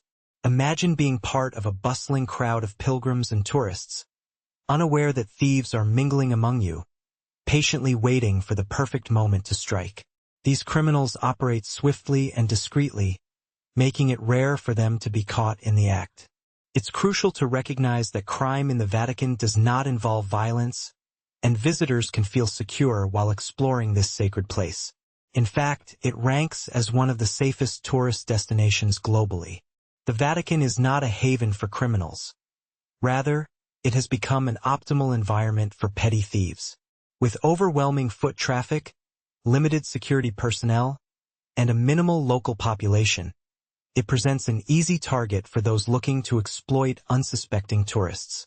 Now, let's delve into a fascinating aspect of the Vatican that often escapes notice: the grand pine cone sculpture nestled amid its stunning architecture. This enormous bronze piece stands proud at about 13 feet tall and is situated at the center of the Cortile della Pigna, which translates to the Court of the Pine Cone, within the Vatican museums. Flanked by majestic peacock statues on either side, it might seem like just another ancient artifact at first glance. However, upon closer inspection, its significance becomes apparent. Originally, this statue was part of an ancient Roman fountain located near the Temple of Isis. During the Middle Ages, it found a new home at the Old St. Peter's Basilica. In 1608, the Vatican made the decision to relocate the pine cone to its current spot, where it has proudly stood ever since. But the pine cone is not the only remnant from antiquity preserved by the Vatican. Many of its structures were once dedicated to pagan gods before they were transformed into Christian churches. Yet, the pine cone stands out as a particularly striking and evocative symbol, prompting a myriad of intriguing questions. What sets the pine cone apart is not just its unique shape but its resemblance to the pineal gland, a small endocrine organ located near the center of the human brain. This gland, which regulates sleep through the hormone melatonin, looks remarkably like a tiny pine cone. In numerous ancient cultures, the pineal gland was viewed as the third eye, believed to be a gateway to heightened awareness and a connection to the spiritual realm. While modern science continues to explore the full extent of the pineal gland's functions, civilizations have celebrated the pine cone for millennia as a symbol of enlightenment, life, and a vision that transcends the material world. In Assyria, for example, depictions of deities holding pine cones can be found in palace reliefs dating back to the reign of King Sargon II. It is thought that the pine cone was involved in rituals associated with purification and fertility. In ancient Egypt, Osiris, the god of the afterlife, is often depicted with a staff wrapped in serpents and crowned with a pine cone, a powerful symbol of awakening energy within the human body. This concept parallels the idea of Kundalini found within Indian spiritual traditions. Similarly, in Greek and Roman culture, Dionysus, the god of wine and festivity, is frequently seen carrying a staff topped with a pine cone, which was used in sacred rituals and symbolized life, abundance, and a divine connection. This raises a compelling question. Why does a symbol so intricately tied to pagan rituals occupy a central place in the Vatican, a bastion of Christianity? Some argue it's merely an artistic and historical artifact, preserved by the Church as part of its cultural legacy. However, others speculate that the Vatican might be privy to deeper truths, fully aware of the pine cone's symbolic significance and its relationship with the pineal gland, possibly representing ancient wisdom about spirituality, higher consciousness, or human enlightenment. So, when you visit the Vatican and stand in front of that monumental bronze pine cone, you may see just a metal sculpture. Yet, behind it lies a rich and complex history, a symbol revered across various cultures, and a question that remains tantalizingly unanswered. Now, let's shift gears and consider another intriguing aspect of Catholic attire: the small, round cap worn by priests and cardinals, known as the zucchetto. For the Pope, it is typically white, while cardinals don a deep red version. To many, This cap may seem like a standard part of clerical garb. Yet few are aware of its long and contentious history. The enigmatic origins of religious symbols. A journey through time. When we think of cardinals, the vibrant deep red of their robes springs to mind. For many, this striking color is simply a standard aspect of religious attire. Yet, few realize that this seemingly mundane garment carries with it a lengthy and often controversial history. The shape of the zucto, for instance, can be traced all the way back to ancient Rome, rooted in the rituals dedicated to a goddess named Cybele. Revered as the mother of the gods, Cybele epitomized fertility, war, and divine protection. The priests who served Cybele, known as the Galli, donned peculiar garments and engaged in extreme rituals. Most notably, they adorned themselves with a distinctive round cap. This cap was not merely a symbol of reverence. It represented a profound abandonment of personal identity, a commitment to serving the goddess wholeheartedly. When we juxtapose the cap worn by the Galli with the zucto used by today's Catholic clergy, the similarities are striking. This observation prompts a compelling question. Why would a symbol linked to ancient goddess worship find its way into a faith that champions the devotion to a singular god? Some might argue that this is simply a cultural remnant, a practical adaptation. However, for those who delve into the study of religious history and ancient symbols, the resemblance is too significant to dismiss as mere coincidence. It's plausible that as Christianity evolved, it assimilated certain symbolic elements from prior belief systems. The use of the zucto may represent that blending process, offering something familiar to the masses during a time of transition, while simultaneously infusing it with new significance. Yet, there lies another possibility. Ancient knowledge once held profound meaning, which over time was either concealed or transformed. The mitre, a link to an ancient era. If you've ever observed the Pope or Catholic bishops during significant ceremonies, you may have noticed the unique hat they wear, tall, pointed, and split at the top. This distinctive headgear is known as the mitre. It plays a crucial role in the ceremonial attire of high-ranking clergy, particularly during solemn rituals. However, few are aware that the design of the mitre can be traced back thousands of years to a religion entirely different from Christianity. In fact, the mitre bears a striking resemblance to the headgear once sported by ancient Babylonian priests worshipping the god Dian. In ancient stone reliefs, Dian is often depicted as a half-human, half-fish figure or as a man cloaked in fish skin from head to toe. His priests wore hats shaped like the head of a fish, with its mouth open at the top of the wearer's head, while the rest of the fish's body flowed down the back like a flowing cloak. If you take a closer look, you'll find that the open mouth of the fish atop the priest's head closely resembles the mitre worn by the Pope today. Dian was far from an obscure figure. He was worshipped by the Babylonians, Assyrians, and Philistines since ancient times. In many traditions, he was regarded as the deity of agriculture and fertility, celebrated as a giver of life who ensured both bountiful harvests and dominion over the sea. In the agrarian and fishing societies of antiquity, a god like Dian was of immense significance. Interestingly, Dian is also mentioned in the Bible. In 1 Samuel 5, the Philistines capture the Ark of the Covenant and place it in the temple of Dian. Shortly thereafter, the statue of Dian falls face down before the Ark, twice, an indication that the power of the Hebrew god transcends all others. This narrative underscores that Dian was not a figure encouraged for worship within Jewish tradition, nor in the Christian faith that followed. So, why does the headpiece of Dian's ancient priests appear in modern Catholic rituals?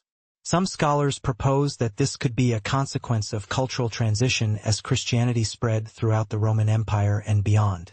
In this process, certain symbols familiar to local populations were adopted, facilitating their acceptance of the new faith. Symbols like the mitre may have survived, yet were imbued with new meanings that aligned with Christian doctrine. Others, however, pose more profound questions. Are these symbols merely cultural adaptations, or do they hint at something more concealed? Could it be that remnants of ancient belief systems persist within modern rituals, never truly erased? Easter, a fusion of traditions. For many, Easter signifies the celebration of Jesus Christ's resurrection after 3 days on the cross. It stands as one of the most sacred holidays in Catholicism, observed for centuries. However, alongside its deep religious significance, Easter has become intertwined with a host of familiar symbols. Colorful eggs, playful rabbits, festive gift baskets, sweets, and joyous egg hunts for children. How did a narrative of sacrifice and resurrection become enmeshed with bunnies and eggs? The answer lies deeper in history, predating the advent of Christianity. The enigmatic ties between Easter eggs and ancient traditions. Have you ever wondered how the tale of sacrifice and resurrection became intertwined with bunnies and colorful eggs? The answer unfolds in the depths of history, predating the advent of Christianity by centuries. Symbols like eggs and rabbits have long been emblematic of new beginnings, fertility, and the rejuvenation of nature following the long, dreary winter months. At the heart of these symbols lies the goddess Aostri, a spring deity revered by the ancient Anglo-Saxons. Legend has it that Yasta was the embodiment of light, blossoms, and the harvest. It was believed that each year, around April, she returned to breathe life into the soil, trees, and all living beings. To honor her, people held vibrant festivals, complete with rituals centered around eggs and hares. Interestingly, the English term Easter is thought to derive from her name.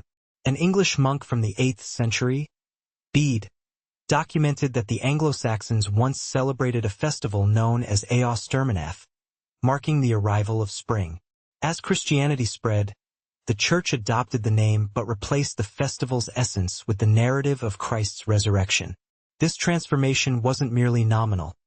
The timing of Easter also retains echoes of ancient rites. Unlike fixed holidays, Easter is celebrated on the first Sunday following the full moon after the spring equinox. This method of calculation is rooted in lunar and solar cycles, a practice established by pre-Christian cultures to determine festivals, planting seasons, and rites of fertility. Thus, the Easter we celebrate today is a beautiful amalgamation of Christian belief and ancient customs. As Christianity swept through Europe, the Church didn't erase pagan traditions. Rather, it wove them into the new religious framework. This strategy facilitated conversions while allowing people to retain elements of the seasonal celebrations they cherished. Therefore, the Easter egg is not merely a children's game. It once stood as a powerful symbol of the universe and the renewal of life. The rabbit, too, served as a sacred reminder of spring's return, a representation of the earth awakening after a season of stillness. The peacocks of the Vatican, a silent message. Now, let's turn our attention to another fascinating symbol. The peacock. In the court of the pine cone at the Vatican, 2 peacocks stand sentinel beside the grand bronze pine cone sculpture. Countless visitors capture photos here. Yet few realize that these birds carry a profound significance that transcends mere decoration. Their meanings are rooted in diverse cultures and continue to provoke thought today. Within Christian tradition, the peacock was once a revered symbol of eternal life and resurrection. It was believed that the flesh of a peacock did not decay after death, a notion that, though debunked by modern science, persisted long enough to elevate the peacock as a powerful emblem of triumph over mortality.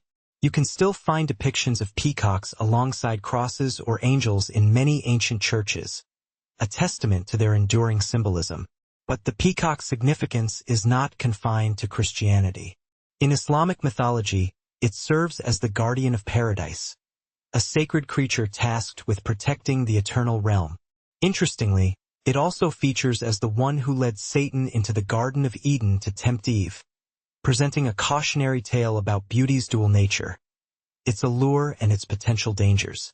In Greek mythology, the peacock is associated with the goddess Hera, who gifted the bird its striking feathers, each adorned with an eye, after the demise of the giant Argus. Since then, The peacock has symbolized all-seeing awareness and divine perception. In Egyptian culture, the peacock is linked to the sun and rebirth, its radiant plumage reflecting the brilliance of sunlight. In Hinduism, it holds sacred status as a representation of Sarasvati, the goddess of wisdom and truth, while also embodying unstable emotions and the inner transformations necessary for achieving higher understanding. One remarkable aspect often overlooked is the peacock's diet, specifically, its consumption of venomous snakes. This detail, though rarely mentioned, embodies powerful symbolism.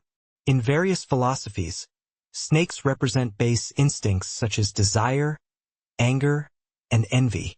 The act of the peacock consuming the serpent symbolizes a victory of spirit over vice, illustrating the journey of overcoming our darker impulses to attain inner peace and elevated consciousness. So, as you stand in the court of the pine cone, gazing at the two symmetrical peacocks flanking the bronze sculpture, you are not simply witnessing a piece of ancient art.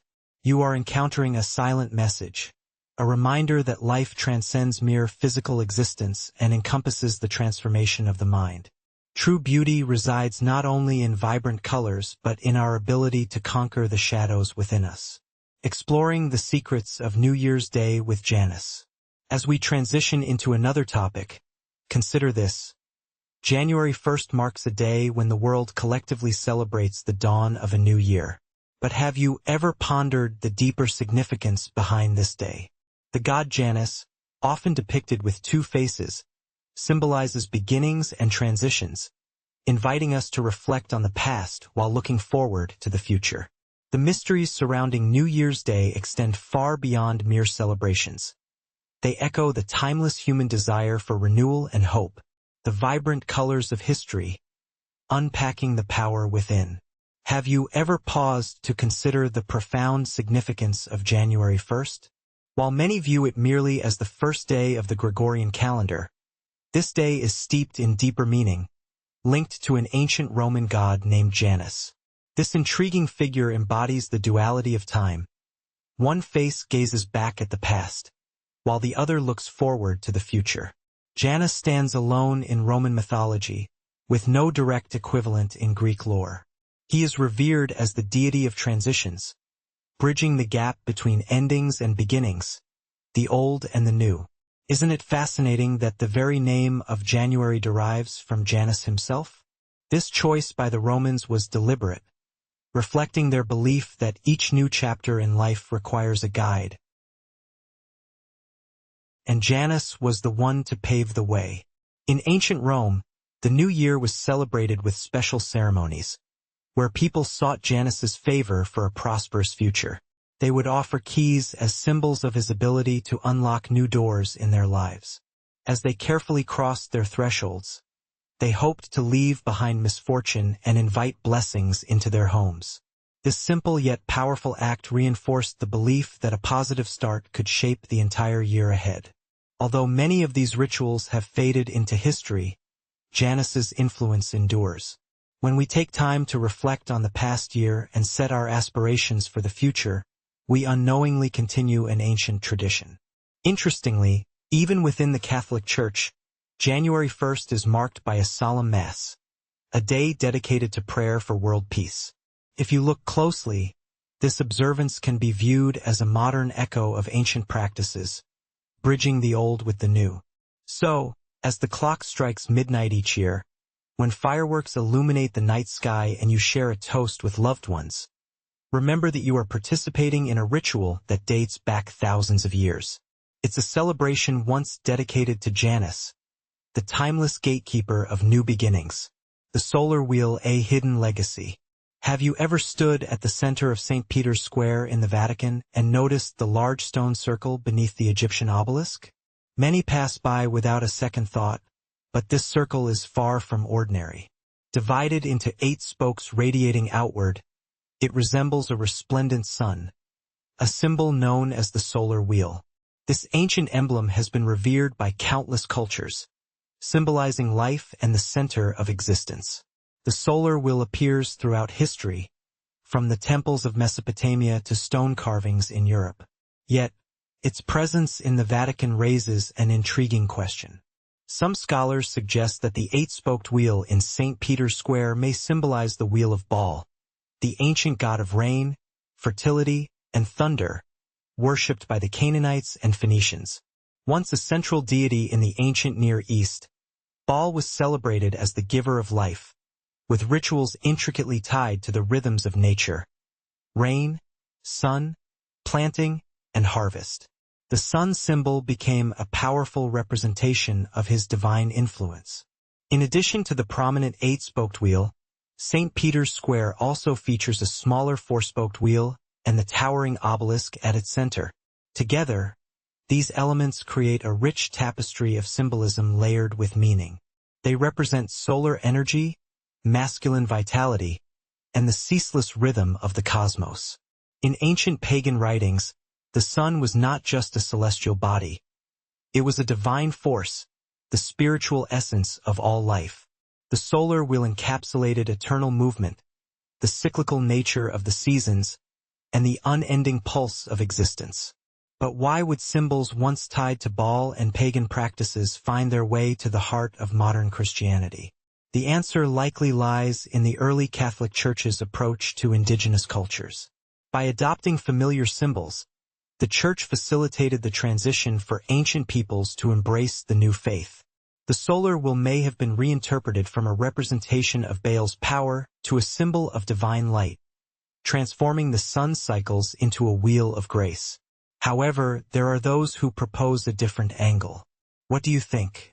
How do these ancient symbols continue to influence our modern beliefs and practices? Faith and symbols. A deeper dive. Have you ever considered how the ancient solar wheel might have been reinterpreted? It could have transformed from a representation of Baal's power into a symbol of God's divine light, evolving from the sun's cycles to a wheel of grace. Yet, not everyone agrees with this perspective. Some scholars contend that these symbols never truly abandoned their original meanings. Instead, they argue these ancient motifs were simply shrouded in new interpretations. From this angle, the persistent presence of pagan imagery within the Vatican isn't just a coincidence. It's a subtle indication that echoes of the past continue to resonate in the present. The hexagram. Questions and controversies. In the realm of religious symbolism, few images ignite as much debate as the six-pointed star, commonly referred to as the hexagram. Today, many recognize it as the Star of David, intricately linked to Jewish identity. However, the history of the hexagram is far more intricate and expansive than most realize. This striking symbol comprises two interlocking triangles that create 6 evenly spaced points. It's not a modern creation but an ancient emblem that has roots in Egyptian, Babylonian, and Indian cultures. For centuries, the hexagram found its place in ceremonial magic, astrology, and mystical rites. It was once perceived as a representation of harmony between heaven and earth, male and female, spirit and matter. Among modern organizations, the Theosophical Society stands out, a mystical movement that emerged in the late 19th century, intertwining Western philosophy with Eastern spirituality. Their emblem features the hexagram alongside a coiled serpent, a swastika, and various other esoteric symbols.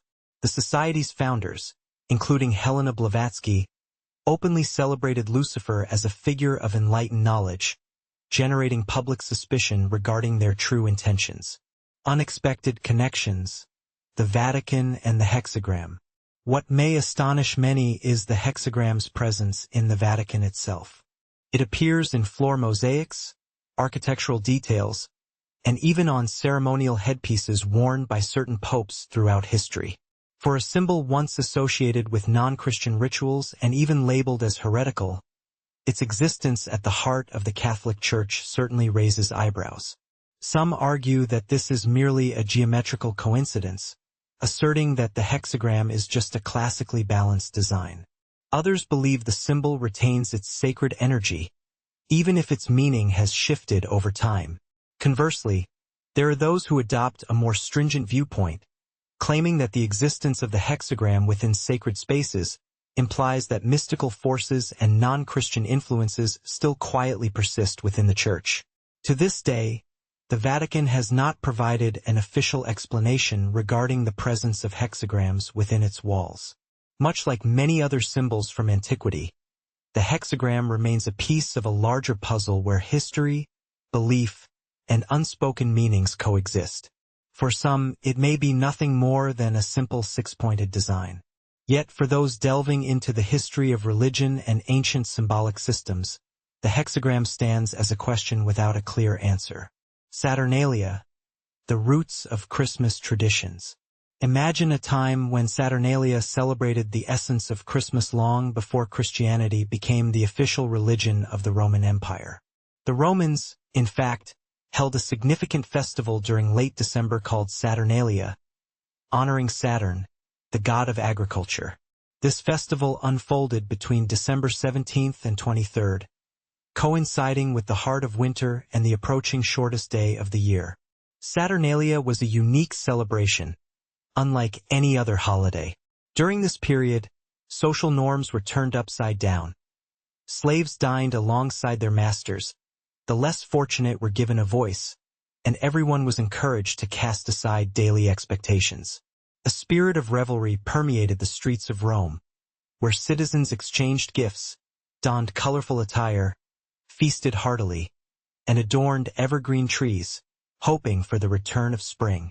Alongside Saturnalia, the Romans also celebrated another significant festival known as Dies Natalis Solis Invicti, commemorating the birth of the unconquered sun. This festival occurred on December 25th, right after the winter solstice, symbolizing the sun's gradual strengthening. For the Romans, it represented light triumphing over darkness and life re-emerging after the cold, gloomy months. As Christianity spread, the Church recognized the reality that deeply ingrained folk traditions could not simply be erased. Rather than resist, the Church opted for transformation. Thus, December 25th was designated as the birth date of Christ, not due to definitive evidence regarding the actual date of his birth, but because it coincided with a time when people were already accustomed to celebrating something significant. Over the years, elements of Saturnalia and other pagan festivals merged into the celebration of Christmas. The evergreen tree, once a symbol for warding off evil spirits and utilized in ancient rites, evolved into a representation of eternal life. The evolution of Christmas traditions, from pagan roots to Christian symbolism. Did you know that many of our beloved Christmas traditions have their origins in ancient pagan festivals? The celebration of Christmas itself absorbed elements from these traditions, blending them into a rich tapestry of customs we cherish today.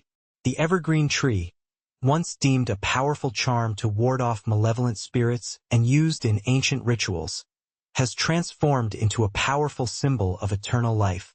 Gift-giving, which initially served as a momentary gesture of equality among diverse social classes, has evolved into a heartfelt expression of love and goodwill. The festive ambience, characterized by joyous singing, sumptuous feasting, and twinkling lights, continues to echo the spirit of those long-forgotten winter celebrations.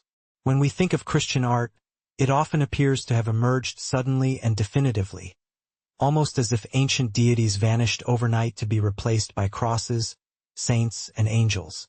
However, the reality unfolds quite differently.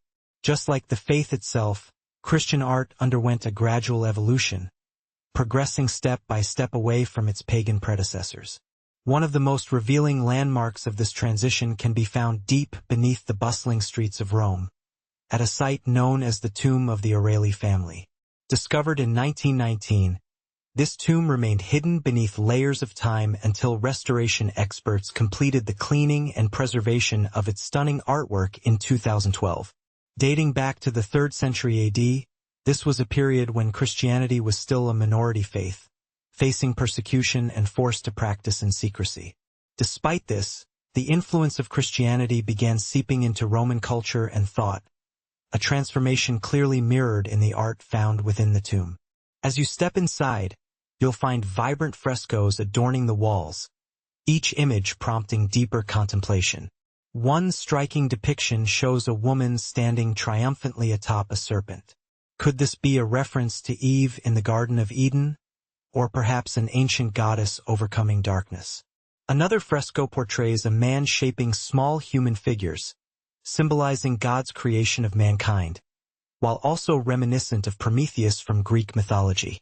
Surrounding these central figures are scenes of wise sages, peculiar animals, idyllic landscapes, and a plethora of symbols that defy easy classification into any single mythology.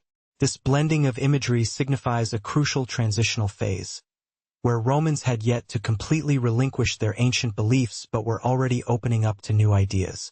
The artists behind these masterpieces appear to have been on a quest to merge two worlds, infusing Christian concepts into a visual language they were already familiar with. Notably, there are no representations of the cross or of Jesus in the classical style we now associate with Christian art. This absence is what makes the tomb of the Aureli so extraordinary. It is neither purely Christian nor entirely pagan. This site serves as a testament to how the early church constructed its faith upon the foundations laid by what preceded it. The ideas, imagery, and even narrative techniques were inherited and gradually transformed, with art serving as the most vivid record of that evolution. The fallen angels and the origins of evil. In the realm of religious history, there are intriguing tales that never found their way into the official Bible. One such story is nestled within an ancient text known as the Book of Watchers.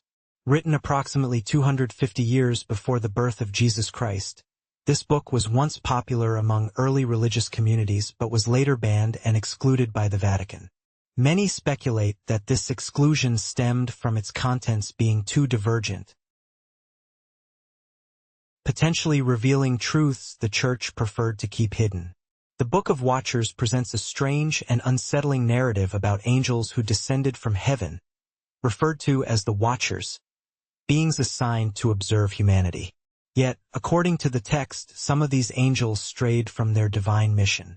They didn't rebel against God but rather succumbed to curiosity, becoming enticed by the human experience.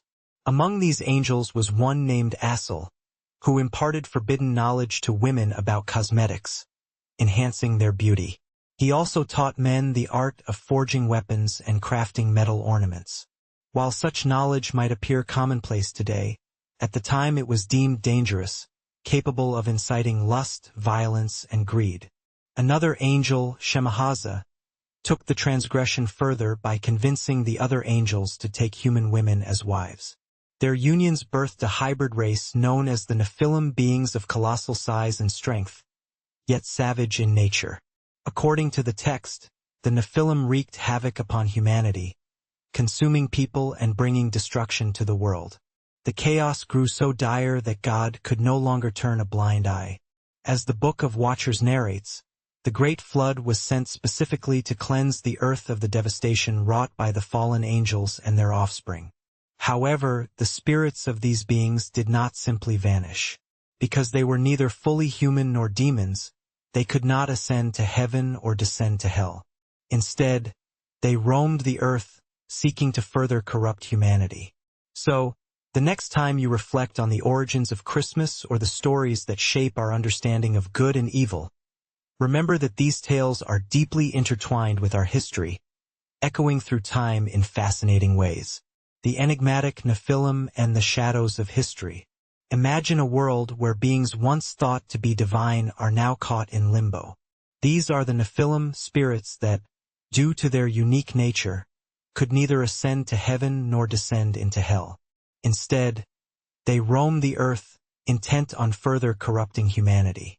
Some scholars propose that these enigmatic spirits may serve as an ancient explanation for what we now recognize as evil forces, those unseen influences that draw individuals into the depths of greed, rage, and deceit. But here's a question for you. Why was such a compelling narrative ultimately silenced by the Vatican? The answer might lie in its implications. It suggests that the roots of sin are not solely planted in human actions, but also entwined with celestial beings, angels once deemed flawless. This notion stands in stark contradiction to the traditional biblical narrative, which firmly places the origin of all evil in human hands. If the Book of Watchers holds any truth, could it be that our understanding of evil is fundamentally flawed? The scandalous era of the Borgia popes. Now let's transport ourselves to the 15th and 16th centuries, a time when the Vatican was dramatically influenced by one of the most controversial families in Catholic Church history, the Borgia dynasty. Hailing from Spain, the Borgias swiftly established their dominance in Italy through a mix of political savvy, financial strategies, and influential alliances. Although only 2 popes emerged from their lineage, their impact on the Vatican was nothing short of monumental. The first was Pope Sixtus III, originally named Alonso Borgia. He ascended to the papacy in 1455 at an advanced age, reigning for a mere 3 years before his passing. Yet, in that brief time he made consequential decisions, including posthumously rehabilitating Joan of Arc, who had been condemned as a heretic and executed in 1431. Sixtus III also secured the elevation of several family members to cardinal ranks, ensuring the Borgia influence endured beyond his reign. Following him was his nephew, Rodrigo Borgia, who would become Pope Alexander VI. Long before donning the papal tiara, Rodrigo had amassed a reputation steeped in scandal, fathering numerous illegitimate children and living a life of overt luxury. Elected pope in 1492, Alexander VI's papacy became synonymous with corruption, indulgence, and moral decay. He was notorious for selling church offices, elevating the wealthy to cardinal status, regardless of their virtue or devotion. One of the most infamous events during his reign was the notorious Banquet of Chestnuts, held on October 31, 1501, within the papal palace in Rome. This extravagant affair was attended by high-ranking clergy and around 50 prostitutes, brought in to entertain the guests. Eyewitnesses recounted a night of unrestrained revelry, overflowing with wine, lust, and conduct shocking for what was supposed to be the epicenter of Christian faith.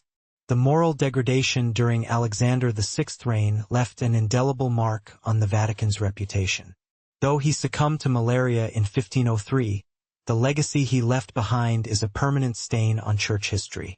The Borgia family not only undermined the spiritual trust of the faithful, but also heralded an era where religious power was exploited for personal gain, compromise, and depravity. To this day, the name Borgia is synonymous with one of the darkest chapters in the Vatican's chronicles. The Vatican's gift, a fragment of faith.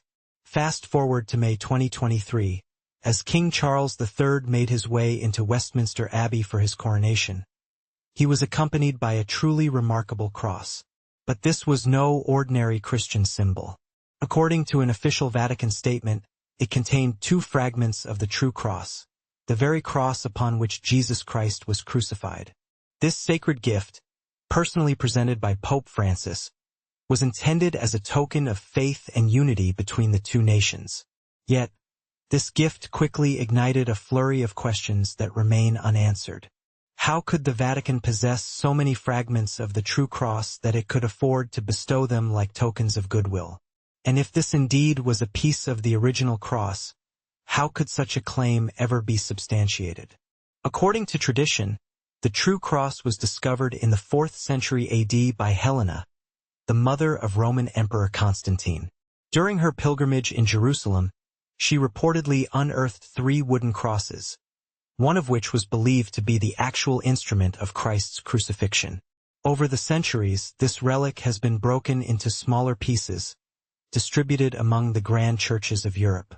As time passed, the number of purported fragments multiplied to such an extent that some have quipped, if you gathered them all in one place, you could build an entire ship.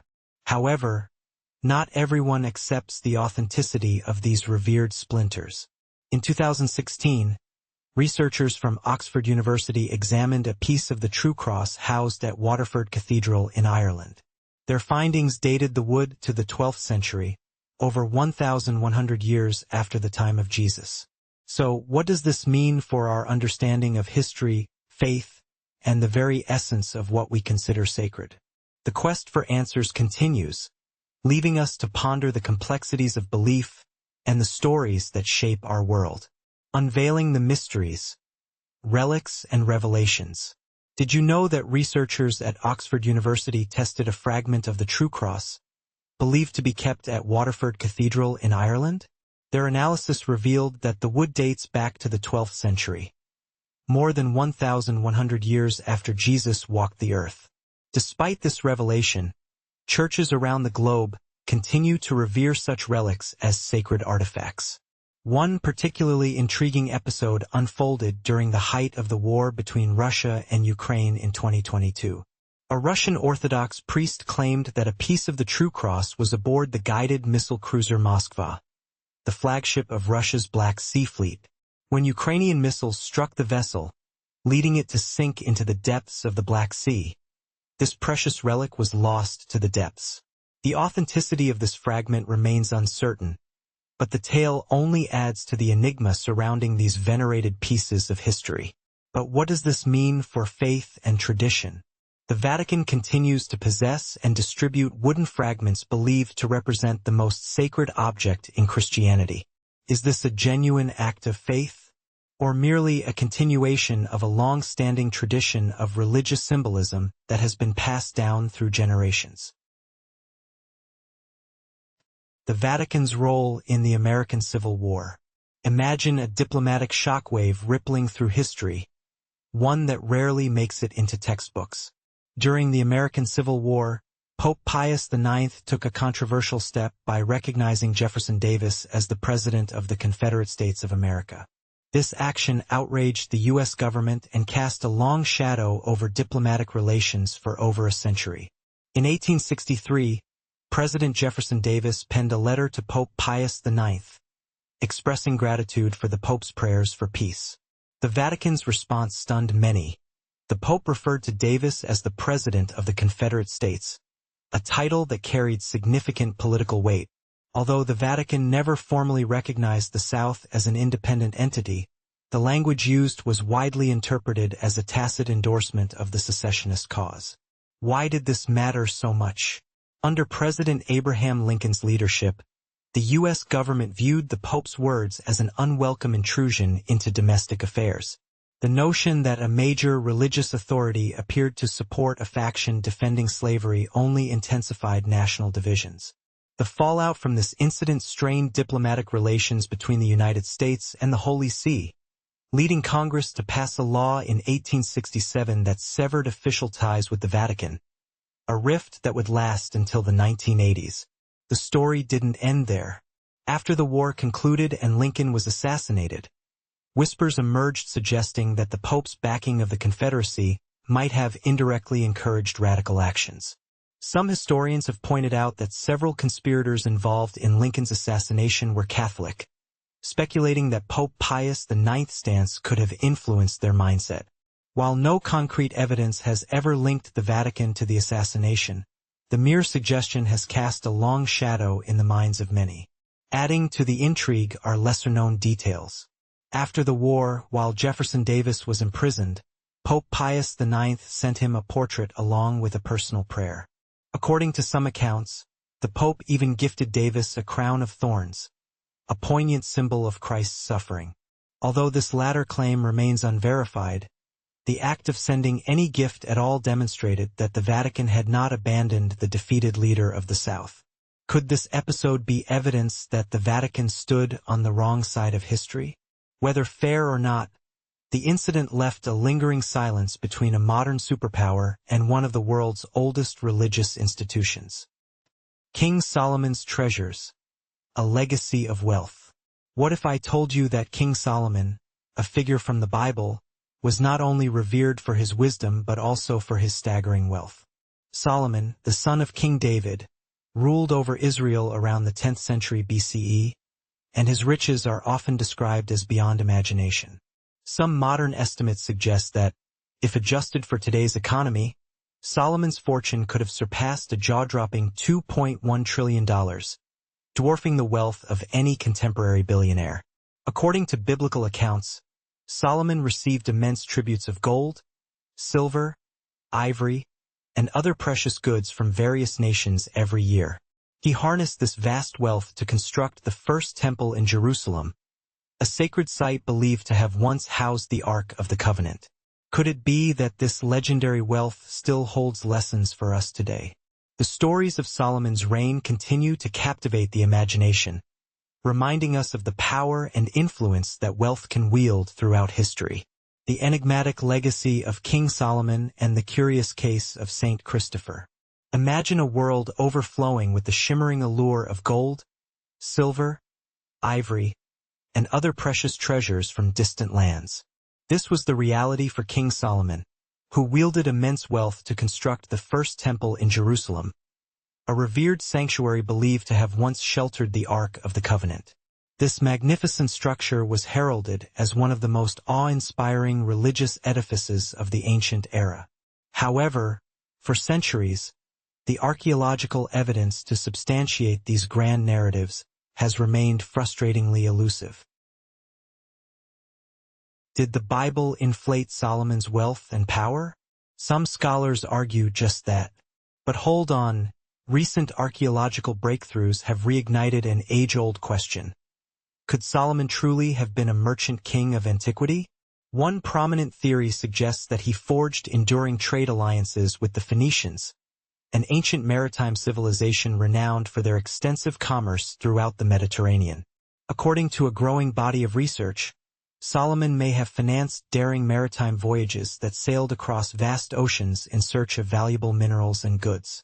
Marine archaeologist Dr. Shah Kingsley stands at the forefront of this inquiry. After years of dedicated research, he and his team have begun to unravel traces of ancient activity along coastal ports in Israel, Spain, and even Sardinia, regions once woven into the fabric of Phoenician trade networks. Simultaneously, another group of researchers has turned their focus inland, particularly to the Negev Desert in southern Israel. Here, archaeologists have unearthed substantial copper mines that date back to the very time Solomon is believed to have ruled. Given the staggering amounts of copper extracted from this area, some experts now propose that these mining operations might have played a pivotal role in the economic landscape of Solomon's kingdom. In the ancient world, copper was more than just a coveted metal. It was essential for crafting tools, weapons, and decorative artifacts. If these mines indeed correspond to Solomon's reign, they could offer a historical underpinning for the wealth depicted in biblical texts. If Solomon truly pioneered both maritime trade routes and terrestrial resource extraction, he was not merely a mythical figure but possibly one of the earliest commercial monarchs in history. While the actual treasures of Solomon remain undiscovered, the evidence is gradually emerging, piece by piece. Now, let's turn our attention to the captivating figure of Saint Christopher. In Christian tradition, he is celebrated as the patron saint of travelers, drivers, and pilgrims. Yet, there exists a detail often overlooked but widely debated. In certain medieval artworks, Saint Christopher is portrayed with the body of a man and the head of a dog. This peculiar depiction prompts a tantalizing question. Why would a saint be represented in such an unusual manner? What makes this enigma even more compelling is the striking resemblance between Saint Christopher's dog-headed form and that of the Egyptian god Anubis. Anubis, known as the guardian of the dead and master of embalming rituals, was commonly depicted as a human figure with a jackal's head. Tasked with safeguarding souls and ensuring the sanctity of the afterlife, Anubis's visual likeness has inspired a multitude of theories. One theory posits that this curious imagery may have originated from a mistranslation in the distant past. If a single word was miscopied in an early manuscript, it could have transformed the image of Christopher from an ordinary man into a dog-headed being in both artistic representation and painted form. Another theory draws from ancient European legends. Roman and medieval texts describe mysterious tribes inhabiting the fringes of the known world, people with human bodies and the heads of dogs, known as cynocephaly or dog-headed men. In some accounts, these beings were not malevolent demons but rather strange entities living apart from humanity. Some scholars suggest that Street Christopher may have once been linked to this mythical group, and was later reinterpreted by the Church as a symbol of transformation, an outsider redeemed and sanctified through faith. Then, there's the boldest theory of all: what if Street Christopher was, in essence, a Christianized version of Anubis himself? The parallels in appearance and role are difficult to overlook. During the early expansion of Christianity, the Church frequently absorbed pagan deities and mythologies, reimagining them as saints to facilitate the transition for new converts. If this theory holds water, then the dog-headed image of Saint Christopher was not an error or misunderstanding, but rather a lingering vestige of a deeper cultural narrative. Today's depictions of Saint Christopher typically showcase him as a robust figure carrying the child Jesus across a river. However, remnants of the earlier, dog-headed representations can still be found in churches, illuminated manuscripts, and murals throughout medieval Europe. In 2019, the story of an incorrupt nun emerged from a small monastery nestled in Missouri, adding yet another layer of intrigue to the tapestry of historical and religious narratives. The past continues to whisper secrets, waiting for us to uncover them, piece by piece. The remarkable case of Sister Wilhelmina Lancaster, a modern miracle? Have you ever wondered what it would be like to witness a miracle? In 2019, a small monastery in Missouri became the site of an extraordinary event that has left many questioning the boundaries between faith and science. Sister Wilhelmina Lancaster, an incorrupt nun and the founder of the Benedictine Sisters of Mary, passed away at the age of 95. Her life was dedicated to discipline, prayer, and an unwavering commitment to her faith. Upon her death, Sister Wilhelmina's body was laid to rest in a simple wooden coffin, untouched by embalming fluids, preservatives, or refrigeration. This modest arrangement reflected the humble life she had led. Fast forward 4 years to May 2023, when the sisters at the monastery decided to relocate her remains into the chapel on the grounds. What they discovered upon opening the coffin was nothing short of astonishing. Sister Wilhelmina's body was remarkably intact. Imagine their shock when they saw her skin still had elasticity. Her face showed no signs of distortion, and even her clothing remained pristine. In natural conditions, particularly with high humidity and a cracked coffin, decomposition should have been inevitable. Yet, here was a body that seemed almost unchanged after 4 years underground. As news of this phenomenon spread like wildfire, thousands flocked to the monastery to witness this miraculous sight and offer their prayers beside her remains. Many began referring to Sister Wilhelmina as America's first incorrupt nun, a term reserved in Catholic tradition for those whose bodies do not decay after death, often seen as a sign of divine favor. However, it's important to note that the Vatican has yet to formally recognize this event as a miracle, nor has it moved to consider Sister Wilhelmina for sainthood. While many hope for an investigation to commence soon, the status remains under review. On the other hand, some scientists have offered more pragmatic explanations for this phenomenon. Dr. Nicholas Pasilqua, a forensic expert, pointed out that the decomposition process can take 5 years or more, influenced by environmental conditions, humidity, and microbial activity. While he acknowledged the extraordinary state of preservation, he suggested that there might still be a scientific explanation behind it. However, for those who witnessed Sister Wilhelmina Lancaster's body, the experience left a lasting impact. For many devout Catholics, it transcended mere coincidence. It became a tangible manifestation of faith. Today, her body rests in a glass coffin within the monastery chapel, where visitors continue to pay their respects. Whether regarded as a miracle or a natural occurrence, her story has reignited belief and sparked questions that linger unanswered. The Vatican bank scandal, a dark chapter in church history. Now, let's shift gears and delve into a different kind of intrigue. One that involves the Vatican, the infamous mafia, and Archbishop Paul Marinus. Did you know that during the 1970s and 1980s, the Vatican wasn't just the spiritual heart of Catholicism but also the epicenter of a massive financial scandal? At the center of this storm was Paul Marinus, an American archbishop who managed the Vatican Bank for nearly 20 years. Initially viewed as a trusted figure within the Church, Marinus took the reins of the Vatican Bank, officially known as Istituto per l'Opere di Religione, IOR, from 1971 to 1989. However, under his leadership, the bank's operations expanded beyond religious transactions. It became entangled in a tangled web of money laundering and dubious investments. The whispers of connections between the Vatican Bank and the Italian mafia began to surface when investigators discovered large sums of money funneled through shell companies and untraceable offshore accounts. The scandal reached its zenith in the early 1980s when the Vatican Bank was implicated in the collapse of Banco Ambrosiano, one of Italy's largest private financial institutions at the time. The Vatican, as a minority shareholder, faced accusations of backing secret loans exceeding $1.3 billion through phantom corporations allegedly linked to both Marinus and figures from the criminal underworld. As law enforcement and financial authorities intensified their investigations, they sought to interrogate Marinus. However, the Vatican declined to cooperate, invoking diplomatic immunity for its high-ranking officials.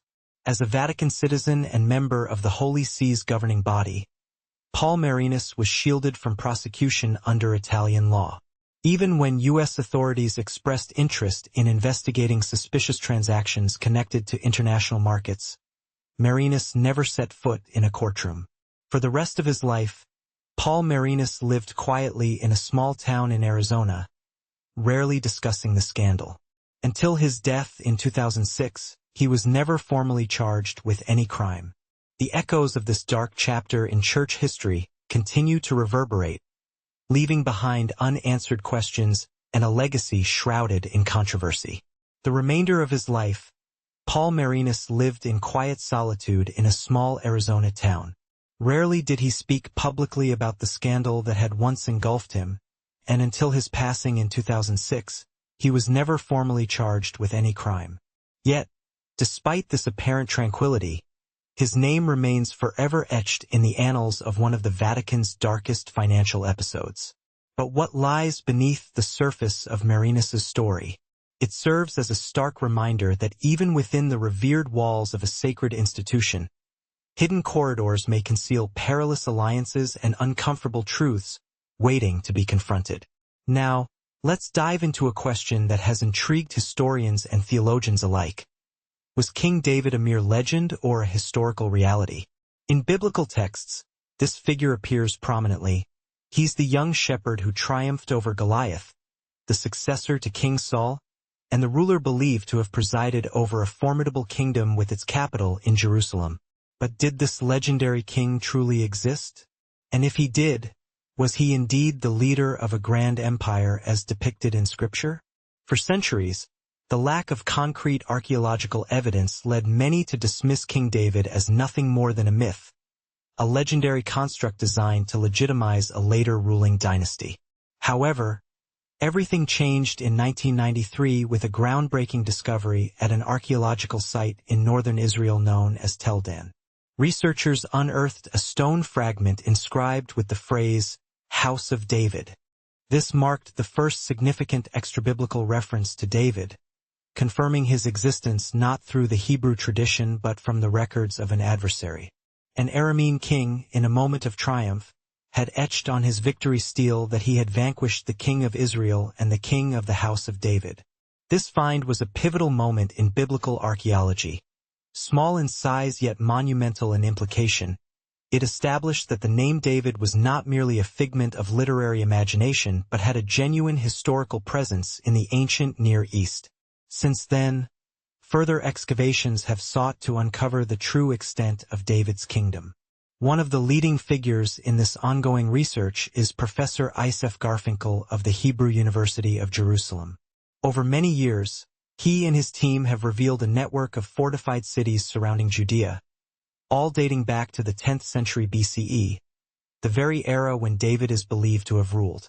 According to Professor Garfinkel, if these cities were constructed simultaneously, exhibit similar architectural designs, and are interconnected by an organized road system, it stands to reason they were part of a centralized government.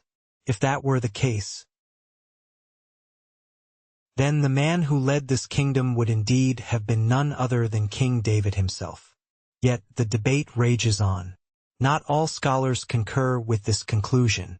Some argue that the cities are too small to indicate an empire, proposing instead that David may have been merely a local chieftain governing a modest area around Jerusalem, his grandeur only exaggerated by later biblical editors.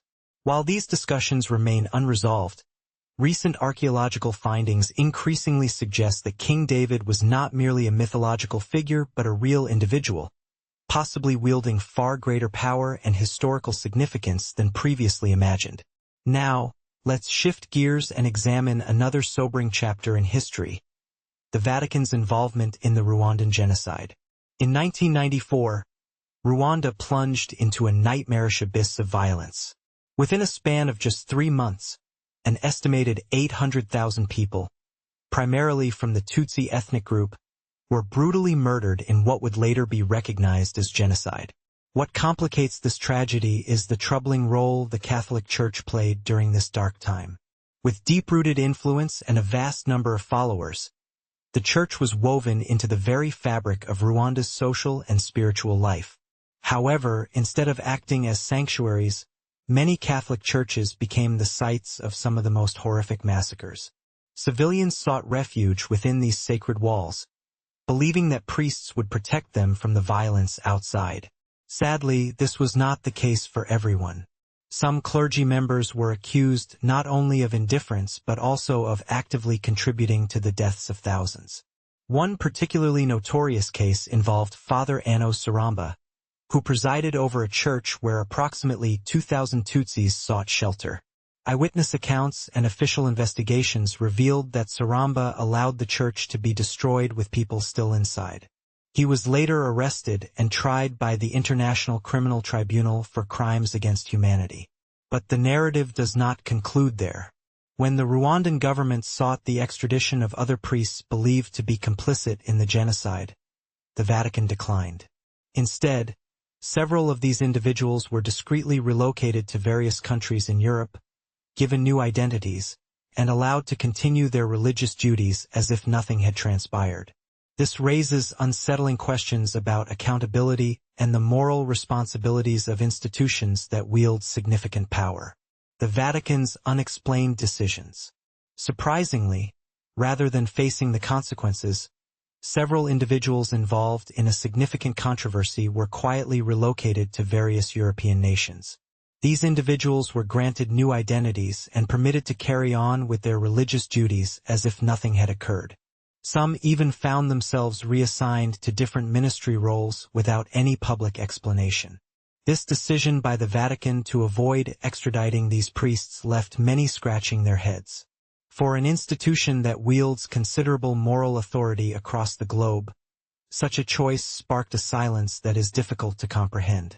Some speculate that it was an attempt to safeguard the Church's reputation, while others believe it was a way to sidestep public embarrassment. Regardless of the motive, this choice inflicted a profound wound, not just on the hearts of many Rwandans, but also on those worldwide who seek justice. This issue transcends individual culpability or isolated court cases. It propels us to confront a broader question of moral accountability. What does it signify when a powerful global religious organization opts to remain silent or inactive in the face of overwhelming catastrophe? The Vatican and the ivory trade. Did you know that the majestic African elephant population is in peril?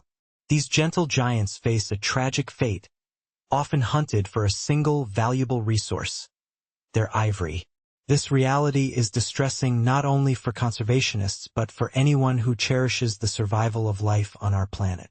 What many might find surprising is the Vatican's indirect involvement in this narrative. Not because the Church partakes in elephant hunting, but due to its historical use of ivory in crafting religious artifacts.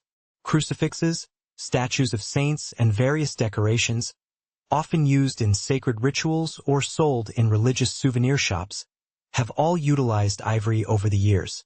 While numerous countries and international organizations have pledged to protect endangered species, the Vatican has refrained from joining the Convention on International Trade in Endangered Species, established in 1989 to combat the ivory trade and the exploitation of threatened animals. By opting out, the Vatican has evaded the restrictions that other nations must adhere to regarding ivory use and sale. Animal rights advocates have persistently voiced their concerns, urging the Vatican to phase out ivory from its religious artifacts and explore alternative materials. They argue that an institution that champions compassion and the sanctity of life should lead by example, especially when the items in question are imbued with sacred significance. Yet, to this day, the Vatican has not taken definitive steps to cease its ivory usage, nor has it issued any public comments on the subject. The tradition of creating religious icons and ceremonial items from ivory persists in certain countries, with workshops maintaining long-standing affiliations with the Church. As communities across the globe strive for change to preserve life's natural balance, the Vatican's continued silence, given its immense influence, has ignited significant debate. The age of consent in Vatican City. Before 2013, the Vatican maintained a legal standard that many found perplexing. The age of consent for sexual relations was set at a mere 12 years. This figure was highly contentious, not only because it starkly contrasted with the modern standards established in most countries, but also because it remained unchanged for decades without any serious discourse or amendment. Vatican City, with its minuscule geographic footprint and a population almost entirely composed of clergy, employees, and security personnel, is rarely a venue for public discussions concerning legal systems or human rights.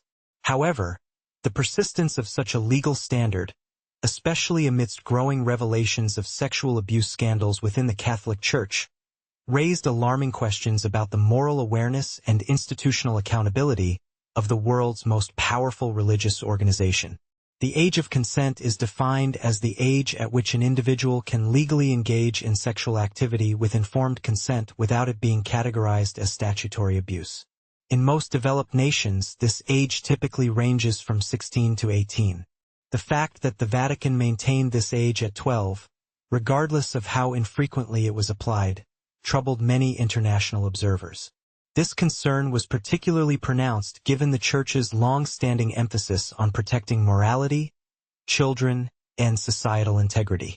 It wasn't until 2013, following mounting external pressure and a surge of investigations into clergy abuse of minors, that Pope Francis enacted a new law raising the age of consent to 18. While this change was deemed both necessary and appropriate, for many, it arrived far too late. The adjustment did not erase the past, nor could it swiftly restore the trust that had been eroded among Catholics worldwide. A deep dive into the Vatican's shadows, unveiling secrets and scandals. What if I told you that the echoes of history within the Vatican are far darker than many could imagine? While recent changes aim to address past grievances, for countless individuals these reforms arrived too late. They did little to erase the scars of history or to mend the frayed trust among Catholics globally. However, they did signify an important realization.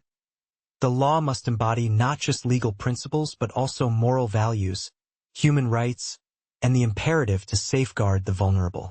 Nazi gold and the Vatican Bank. A disturbing connection. After World War II, as documents surfaced and testimonies came to light, certain unsettling truths began to unravel. Among these was the alarming assertion that the Vatican Bank had a hand in the storage and transfer of gold plundered by the Croatian fascist regime. This narrative traces back to 1946 when a U.S. Treasury Department agent circulated an internal memo claiming that a significant amount of gold had found its way from Europe to the Vatican, not for altruistic or religious ends, but to aid former members of the Ustasha in evading prosecution. Imagine this. The gold was seized from Jews, Serbs, Romani people, and other marginalized groups during a reign of terror. Allegedly, a portion of this stolen wealth was funneled into the Vatican Bank, subsequently financing escape routes to South America and Spain, allowing many former fascists to evade justice. Fast forward to 1997, and the Goen Memorandum resurfaced amidst a class action lawsuit in the United States, filed by victims and their descendants. They sought the return of property stolen during the war and pointed fingers at the Vatican for its role in concealing these assets. Despite the gravity of the accusations, the case faltered as the court dismissed it, citing the Vatican's immunity from civil lawsuits in the U.S. This issue is not just a historical curiosity. It poses profound ethical dilemmas. If these allegations hold any truth, the Vatican may have been complicit in the clandestine movement of looted assets during one of humanity's bleakest eras.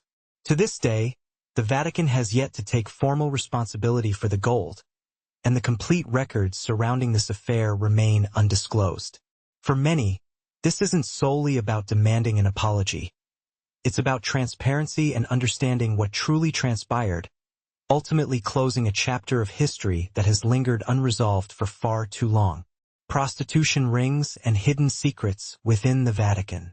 In 2010, an unexpected police operation in Italy uncovered a tangled web of sensitive connections within the Vatican. Angelo Balducci, a man with deep ties to the church and a former high-ranking Italian official, was apprehended for his role in a male prostitution ring allegedly servicing senior clergy members. Police investigations revealed that this clandestine network had been functioning for an extended period, involving individuals once deemed trustworthy by the Vatican. The scandal erupted, not just due to its explicit nature, but because it struck at the heart of the Catholic Church's public image. Wiretapped conversations disclosed a level of organization and entanglement that far exceeded public perception. Then, in 2013, an internal Vatican report reignited suspicions and stirred controversy. This report, stemming from a confidential church investigation, alleged that several cardinals and high-ranking officials were engaged in same-sex relationships, vulnerable to blackmail from those privy to their secrets. Although the documents were never officially released, multiple sources suggested that these findings contributed to the shocking resignation of Pope Benedict XVI later that year, a rare event in modern church history. While the Vatican has remained tight-lipped about these allegations, such revelations are no longer unexpected. Concerns have been voiced, both within and outside the church, not only regarding individual misconduct but also about the institution's susceptibility to internal compromise. This narrative transcends personal moral failings. It raises critical questions about transparency and the church's capacity to self-regulate. As a spiritual authority over millions, the church's credibility hinges on honesty. No matter how challenging the truths might be, trust can only flourish when it is built on a foundation of integrity. The Vatican and its quiet ties to the Italian mafia. For decades, the Vatican has maintained a veil of silence regarding the existence and influence of mafia groups. At times, the Church has even refused to acknowledge that these criminal organizations pose a threat at all. But what lies beneath this silence? The intertwining of faith and crime presents a complex narrative that challenges our understanding of the Church's role in contemporary society. As we peel back the layers, we are left to ponder. How can an institution that commands such spiritual authority navigate the shadows that lurk within its walls? The answers may be unsettling, but they are essential for grasping the full story of the Vatican and its intricate relationships with the darker corners of human existence. The unveiling of the Vatican's hidden realities, mafia connections and leaked secrets. Did you know that for many years, the Church turned a blind eye to the existence and influence of mafia groups? In an astonishing display of denial, Church leaders often refused to acknowledge these criminal organizations, dismissing them as mere figments of the imagination. Take, for instance, the bold assertion made by a high-ranking cardinal in 1964, who proclaimed that the mafia was nothing but a construct of those opposed to the Church.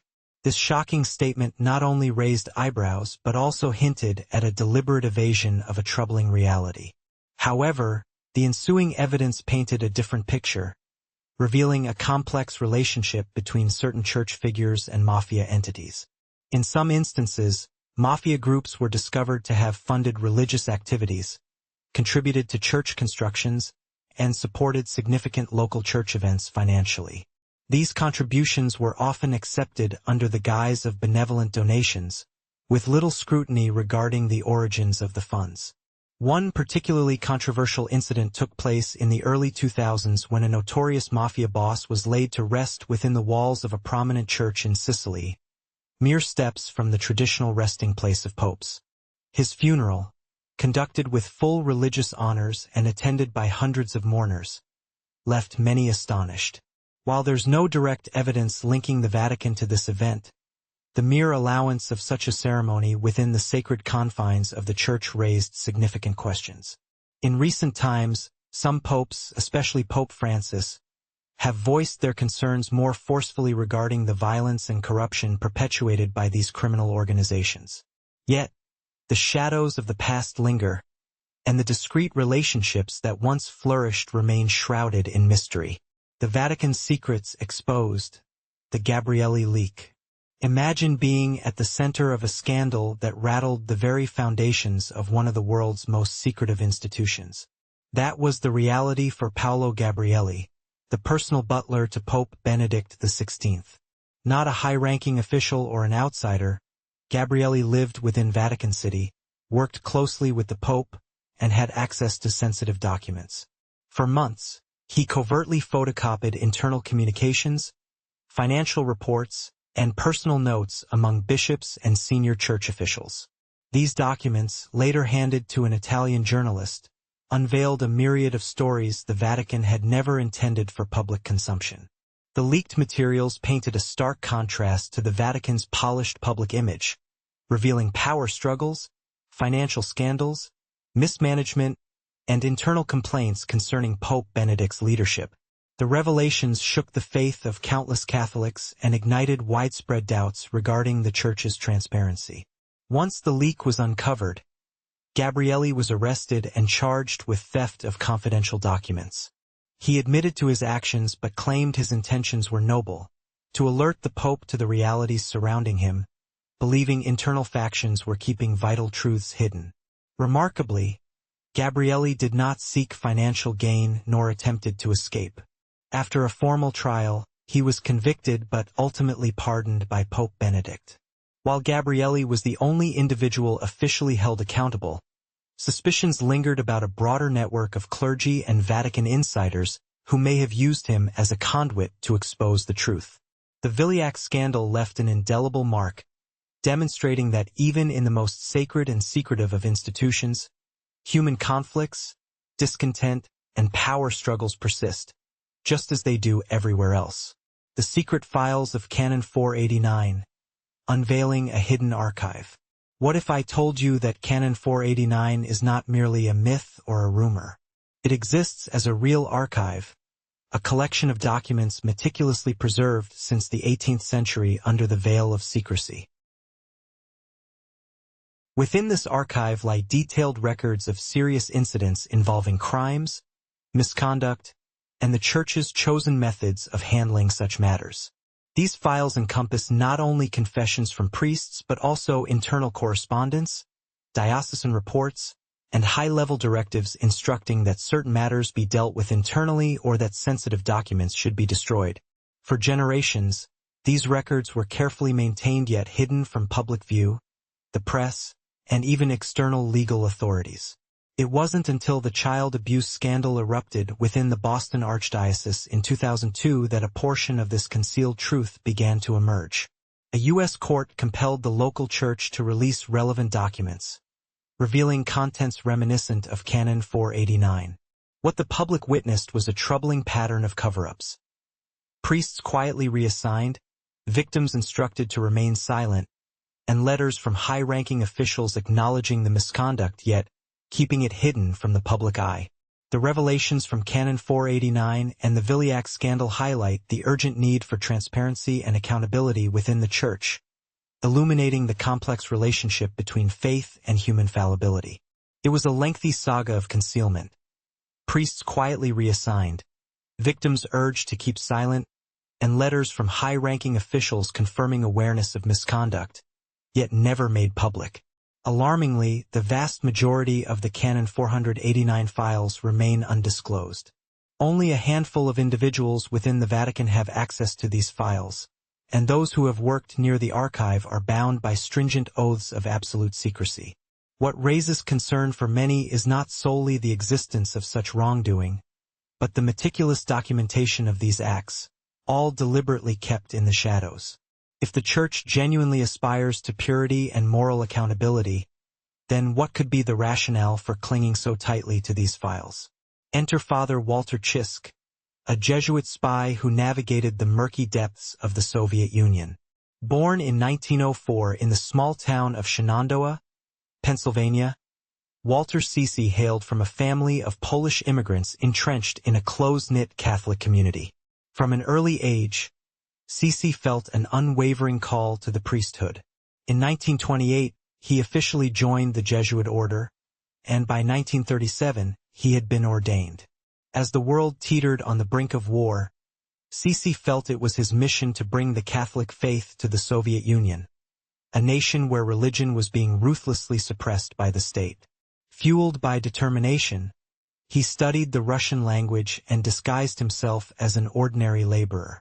Armed with forged documents, he stealthily crossed the border into the USSR, intent on serving as a silent priest, spreading faith behind enemy lines.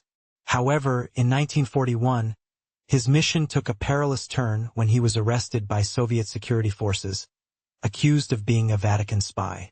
Czisk found himself imprisoned in the notorious Ljubljana prison in Moscow, infamous for its brutal interrogations and prolonged investigations. He spent 5 harrowing years there, most of it in solitary confinement, unsure whether he would live or die. Yet, even in the depths of despair, he clung tenaciously to his faith, praying daily, even amidst the darkness. Eventually, he was sentenced to 15 years of hard labor in Siberia, where the conditions in the labor camps were so severe that many prisoners did not survive a single winter. But Father Czisk did more than merely endure. He found ways to continue his priestly mission. He heard confessions, offered comfort, and organized clandestine prayer services for fellow prisoners, all while grappling with hunger, cold, and exhaustion. In 1955, after exceeding labor quotas, his sentence was reduced. However, he was not released. Instead, he was relocated to a remote industrial town where he worked in a chemical plant. Back in the United States, his family had long believed him dead, unaware that he was still alive. Then, in the early 1960s, they received an unexpected letter from him. With the intervention of President John F. Kennedy, a prisoner exchange was arranged in 1963, finally freeing Walter Czisk after 23 years behind the Iron Curtain. He returned to the United States to the astonishment and admiration of many. Despite having endured constant danger and being branded an enemy of the state, Father Czisk harbored no resentment. Instead, he chose a quiet life, dedicating himself to teaching and writing. His 2 memoirs, With God in Russia and He Leadeth Me, do more than recount the tale of a man imprisoned and exiled. They offer profound reflections on faith, endurance, and sacrifice in the face of unimaginable trials. Now, let's step back in time hundreds of thousands of years ago, before writing, structured language, or organized society. One might wonder, did religion already exist? Some researchers believe the answer is a resounding yes. Homo erectus, an early human species that roamed the earth roughly 1.5 to 2 million years ago, showcased remarkable abilities. They used tools, mastered fire, and walked upright, signs of a species that acted beyond mere instinct, hinting at the emergence of structured communities. As humans began to live in groups, share food, and forge relationships, it's entirely plausible that they also began to develop primitive belief systems. Though Homo erectus left no scriptures or temples behind, certain archaeological discoveries have prompted scientists to rethink their assumptions. For instance, in Indonesia, archaeologists have unearthed skulls with openings cut into the crowns, not the result of natural forces. These findings may indicate participation in rituals or a display of reverence for the dead. Some even speculate it could represent a spiritual form of cannibalism, not merely for survival, but to fulfill a religious or symbolic purpose. In caves across parts of Europe, remains of bears have been found arranged in deliberate formations, leading to theories that Homo erectus and other archaic humans may have worshipped bears as sacred symbols. The enigmatic relationship between early humans and bears. Did you know that remnants of bears have been discovered in Europe, arranged in specific formations? This intriguing find once led to speculation that Homo erectus, or other primitive human ancestors, revered bears as sacred entities. However, some researchers later proposed that geological changes might have influenced the positioning of these bones. Still, the possibility of these formations being linked to a form of religious ritual was never completely dismissed. What if Homo erectus engaged in an early version of shamanism? This ancient belief system revolves around rituals, herbal medicine, and spiritual experiences. Some scholars suggest that our ancestors may have used hallucinogenic mushrooms to connect with the unseen realms. Even today, various indigenous tribes continue to utilize such substances for spiritual practices. Additionally, artifacts like engraved seashells, figurines, and stones adorned with red pigment hint at an early human grasp of symbolism and ritual. While it may not align with our modern definition of religion, it could signify the birth of a spiritual yearning that has accompanied humanity since our earliest days of consciousness. If Homo erectus did possess some form of spirituality, what were their beliefs about invisible forces? Did they honor their deceased? And if their practices were indeed pagan, how would modern Catholic doctrine view their eligibility for salvation? The dark legacy of Pope Nicholas V and the transatlantic slave trade. Have you ever pondered how deeply intertwined the histories of religion and politics can be? Decisions made in the name of faith have sometimes led to consequences that reverberate through the ages. A striking example of this is the decree issued by Pope Nicholas V in the 15th century, a pivotal act that laid the groundwork for one of humanity's darkest eras, the transatlantic slave trade. In the mid-1400s, Portugal began to extend its reach into West Africa. Initially, Portuguese captains, like Anteo Goncalves, sought resources and goods for trade. However, everything shifted when Goncalves captured two Berber individuals on the Cap Blanc Peninsula, in what is now Mauritania. Upon being taken to Lisbon, these captives made an unexpected offer. In exchange for their freedom, they promised to deliver 10 other Africans. This marked the beginning of human lives being commodified. At that time, the legality of capturing and trading people was murky, particularly within a religious framework. Medieval laws on the Iberian Peninsula addressed the treatment of Muslims, Jews, and select Christian groups, but they remained silent regarding those deemed outside recognized religions. Here, Pope Nicholas V stepped in. In 1452 and again in 1455, he issued two crucial papal bulls, Dum Diversus and Romanus Pontifex. These documents granted the King of Portugal the authority to invade, capture, and enslave all pagans and non-believers, essentially stating that if someone did not follow Christianity, Portugal was free to seize and trade them without moral or legal repercussions. This decree set a perilous precedent. Portugal quickly ramped up its slave raiding operations throughout West Africa. Soon after, other European nations, including Spain, France, England, and the Netherlands, began to follow suit. Within a few centuries, millions of Africans were forcibly taken across the Atlantic, sold into plantations throughout the Americas, and treated not as human beings but as mere property. Ironically, the same papal bull issued by Nicholas V acknowledged that non-Christians who converted to Christianity might be treated differently. Some African kingdoms, like the Kingdom of Congo, leveraged this clause to negotiate with European powers in hopes of mitigating the impact of the slave trade on their lands. Looking back, it's evident that Pope Nicholas V's decision was neither solely political nor purely religious. It marked a historical turning point that helped normalize and legitimize an institution now universally condemned as a crime against humanity. The hidden mysteries of St. Sulpice Church. When people envision sacred locations in Paris, the iconic Notre Dame Cathedral typically springs to mind. Yet, There exists another church, less renowned but equally shrouded in intrigue, Saint Sulpice. In Dan Brown's novel, The Da Vinci Code, Saint Sulpice is depicted as a vital link in the quest for the Holy Grail. Many readers found themselves captivated by the notion that this church conceals coded messages, secret maps, and ancient religious symbols. What mysteries lie within its walls? The allure of Saint Sulpice continues to draw those curious about the intertwining of faith, history, and the secrets that may still be hidden beneath its surface. The quest for the Holy Grail, unveiling the truth behind the myths. Imagine stepping into a world where the sacred and the secret intertwine. The search for the Holy Grail has captivated countless minds, not least due to the tantalizing notion that the Church has hidden coded messages, secret maps, and time-honored religious symbols. Following the release of a certain best-selling novel, the site became a magnet for tourists eager to uncover the hidden mysteries etched into stone. But, hold on, what if I told you the reality is far more mundane than the fiction suggests? One of the most commonly misconstrued elements is the Paris Meridian, a brass line embedded in the church's floor, which Dan Brown famously refers to as the Rose Line.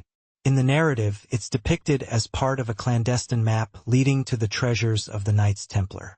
However, the truth reveals it to be an astronomical tool known as a gnomon, installed during the 18th century. Its purpose?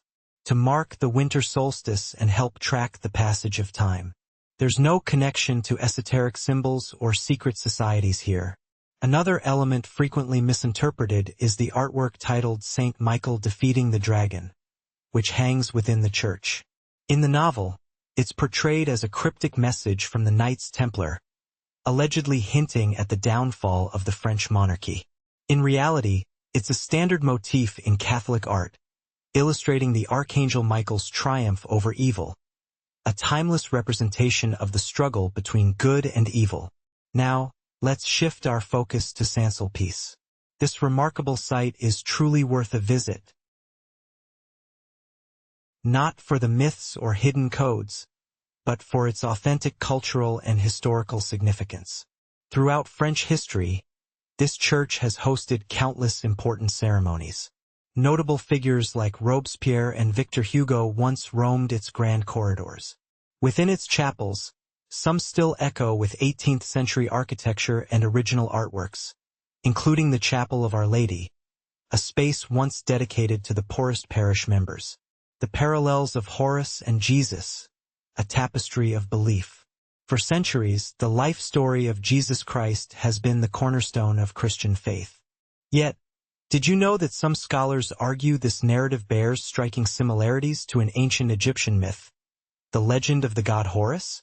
According to Egyptian lore, Horus was the son of the goddess Isis, conceived after the tragic death of her husband Osiris. His birth is depicted as miraculous and divine, with some versions claiming he was born in a secluded location, attended by shepherds and safeguarded by the gods. The early years of Horus's life are sparsely documented, echoing the gaps in the Bible concerning Jesus' life between the ages of 12 and 30. As he matured, Horus embarked on a quest to battle evil and restore justice for his slain father. Some accounts even suggest he had 12 followers and performed remarkable feats such as healing the sick, casting out demons, and saving lives. This begs the question, could the story of Jesus have been influenced, at least in part, by the myth of Horus? However, serious scholars argue that there's no concrete evidence to support this theory. Many of the details commonly cited in this comparison were added in later periods and do not appear in original Egyptian texts. For instance, there are no ancient records indicating that Horus had 12 disciples or that he was crucified and resurrected. Furthermore, the concept of baptism as understood in Christianity did not exist within Egyptian religion. What remains glaringly evident is that both narratives revolve around a divine figure with a redemptive mission, who suffers and ultimately triumphs.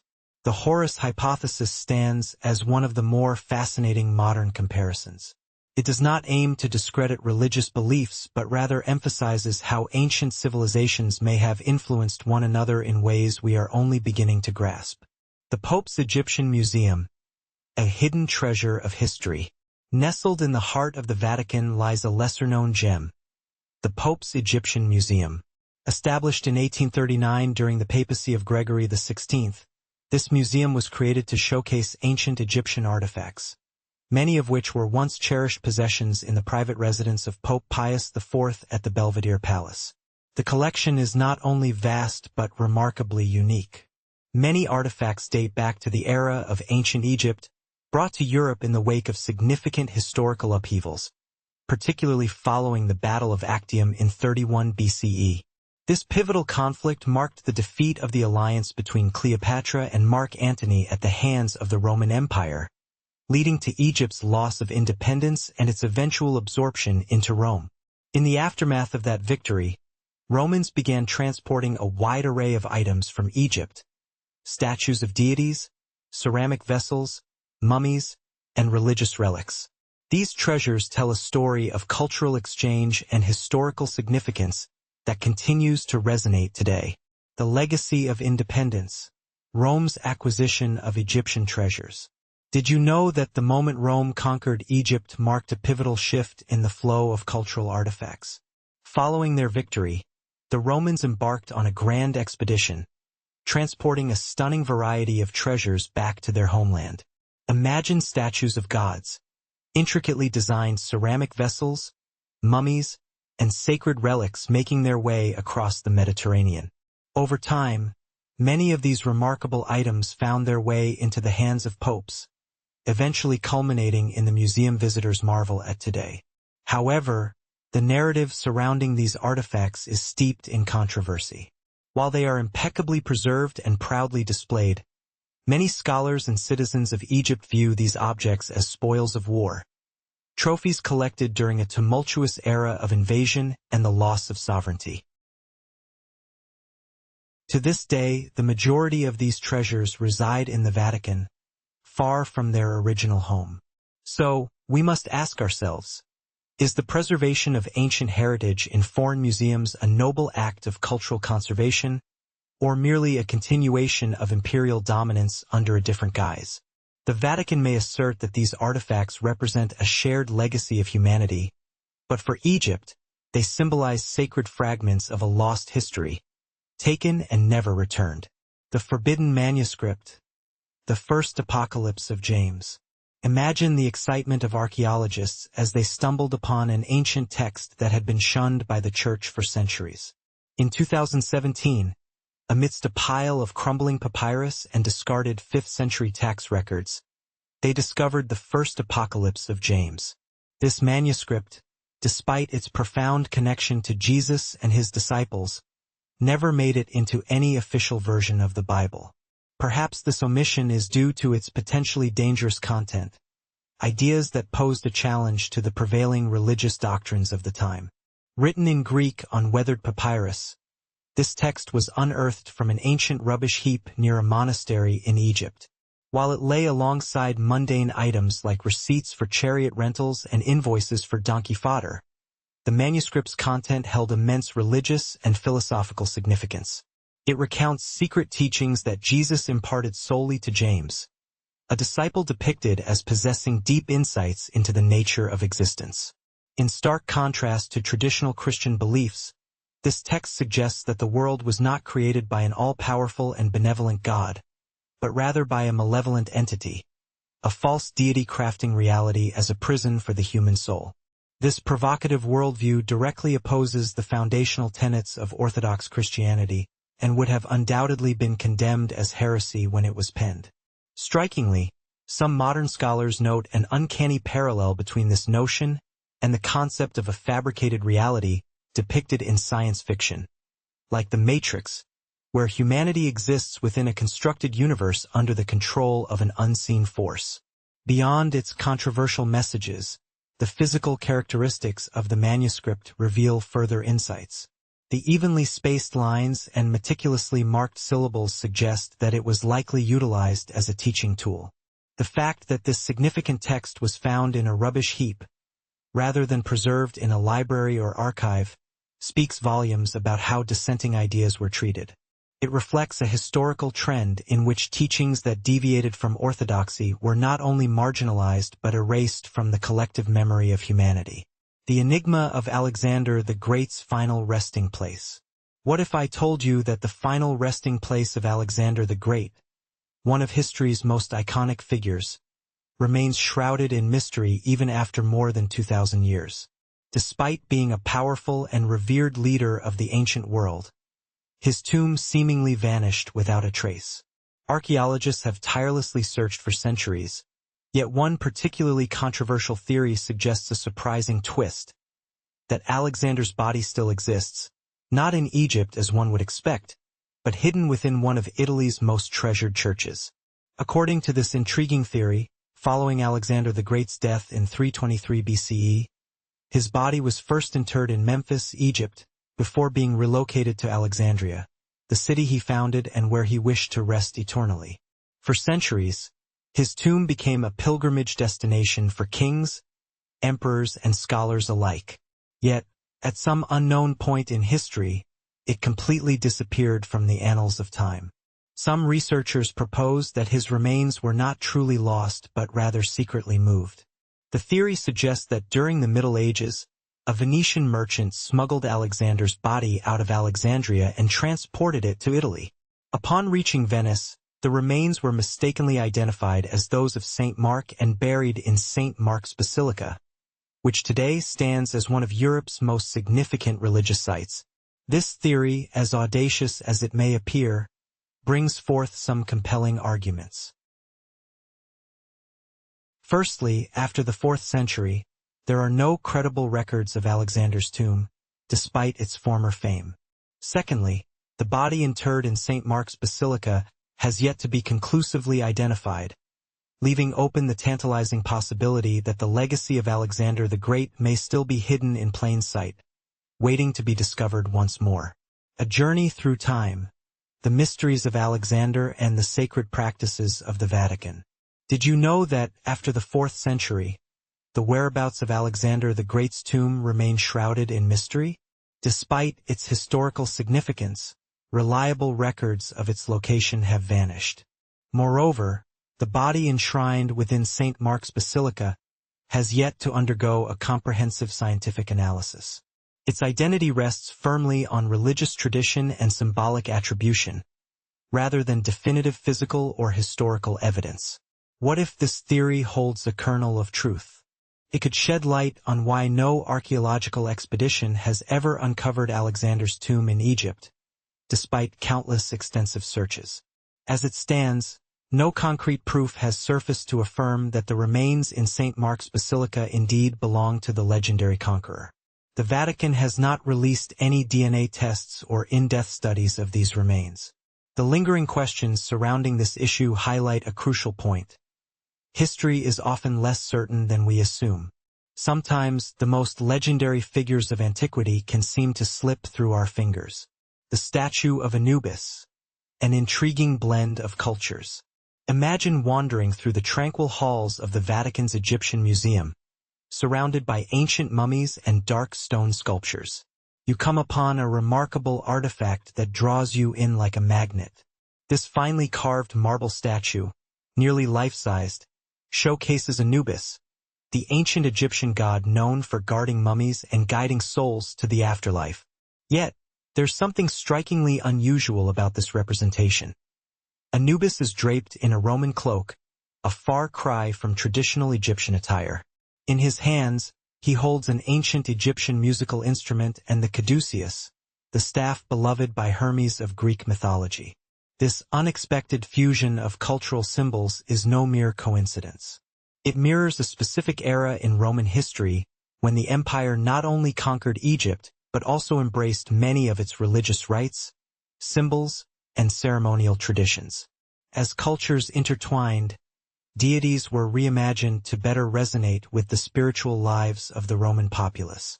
In this statue, Anubis retains his iconic jackal's head, yet his form embodies that of a distinguished Roman citizen.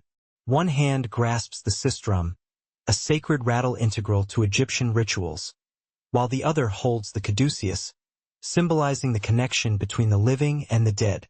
Interestingly, this statue was not unearthed from a temple or archaeological site.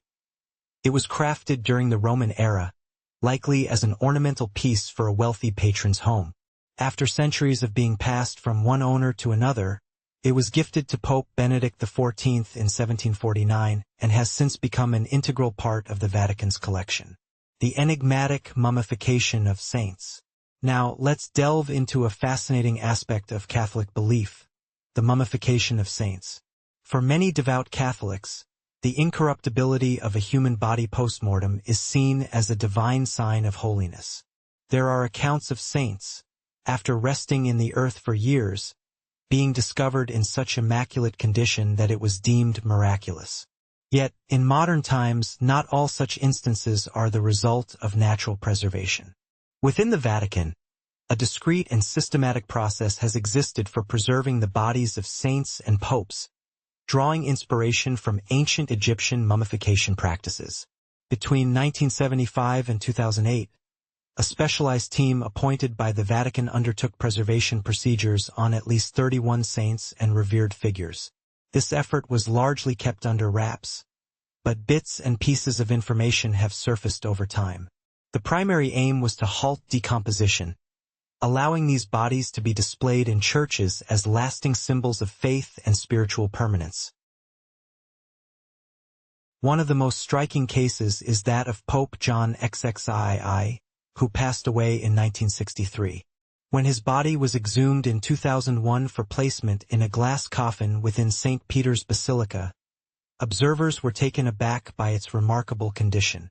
His face retained a gentle expression, his skin appeared unblemished, and his hands rested peacefully over his chest, as though he had just slipped away. While the Vatican has not confirmed the use of mummification techniques, many experts suspect that careful treatment had been applied long before the public display. However, not every preservation attempt was successful. A notable failure occurred with Pope Pius XII, who died in 1958. Witnesses reported that his body was inadequately treated, leading to rapid decomposition when placed in a viewing coffin. The odor became so overpowering that a guard at the wake fainted. Tragically, the Pope's nose collapsed, his skin darkened, and the funeral had to be cut short to avoid further scandal. The truth remains that the Vatican continues to preserve the remains of significant religious figures, leaving us to ponder the delicate balance between reverence and the mysteries of life and death. As the scene unfolded, the air grew somber. A man named Camillus Dellis collapsed, his complexion darkening, forcing the funeral to conclude prematurely to prevent any further scandal. Yet, the narrative of the Vatican is far richer than this brief moment. The Church has long been dedicated to preserving the remains of significant religious figures, but this preservation goes beyond mere physicality. It encapsulates the essence of memory, embodies unwavering faith, and ensures that the influence of individuals who profoundly impacted the spiritual journeys of countless souls endures. Take, for example, the heart of Saint Camillus Dellis, a relic steeped in compassion. In the world of Catholicism, certain relics transcend the status of mere sacred objects. They emerge as living symbols of faith, love, and sacrifice. Today, one such relic resides in Naples, the very heart of Saint Camillus Dellis. Born in 1550 under challenging circumstances, Camillus faced a tumultuous childhood. His father served in the Spanish Royal Army, while his mother passed away when he was just a child. Growing up amidst instability and hardship, he wandered through his early years, engulfed in gambling and a reckless lifestyle. There was a time when he took to mercenary work, and he found himself expelled from religious communities repeatedly for his failure to comply with their expectations. However, from the depths of this tumultuous life emerged a remarkable spiritual transformation. While receiving medical treatment for a wound at a hospital, Camillus became starkly aware of the pain, loneliness, and neglect endured by the destitute and the sick. It was in this moment that he made a pivotal decision to completely overhaul his life. Turning to faith, he renounced his vices and devoted himself to caring for the ill with an unparalleled level of compassion. Camillus was far more than just a figure of charity. In 1586, he established a new religious order known as the Camillians. This group was uniquely dedicated to serving the sick, the dying, and the forgotten. What set the Camillians apart was their dual commitment to both physical and spiritual care. They fearlessly entered plague-stricken regions, stared death in the face, and stood alongside those suffering until the very end. Camillus famously stated, "Let your heart be in your hands when you serve the sick." This was not merely a metaphor. It was the very principle that guided his life. Camillus passed away in 1614 at the age of 64, having devoted his life entirely to the poor and the infirm.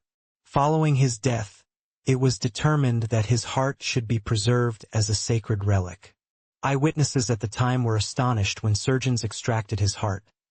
It remained a deep red, full, and appeared as if carved from precious stone, a rare sight in a body that had ceased to function. While no one officially labeled it a miracle, for the faithful, it stood as a clear testament to his sanctity. His heart was placed within a juniper wood box and transported to Naples, a city that once thrived as a center of Camillian ministry. Over the years, it has been meticulously preserved and is now housed in a small chapel that once served as a clinic founded by Camillus himself.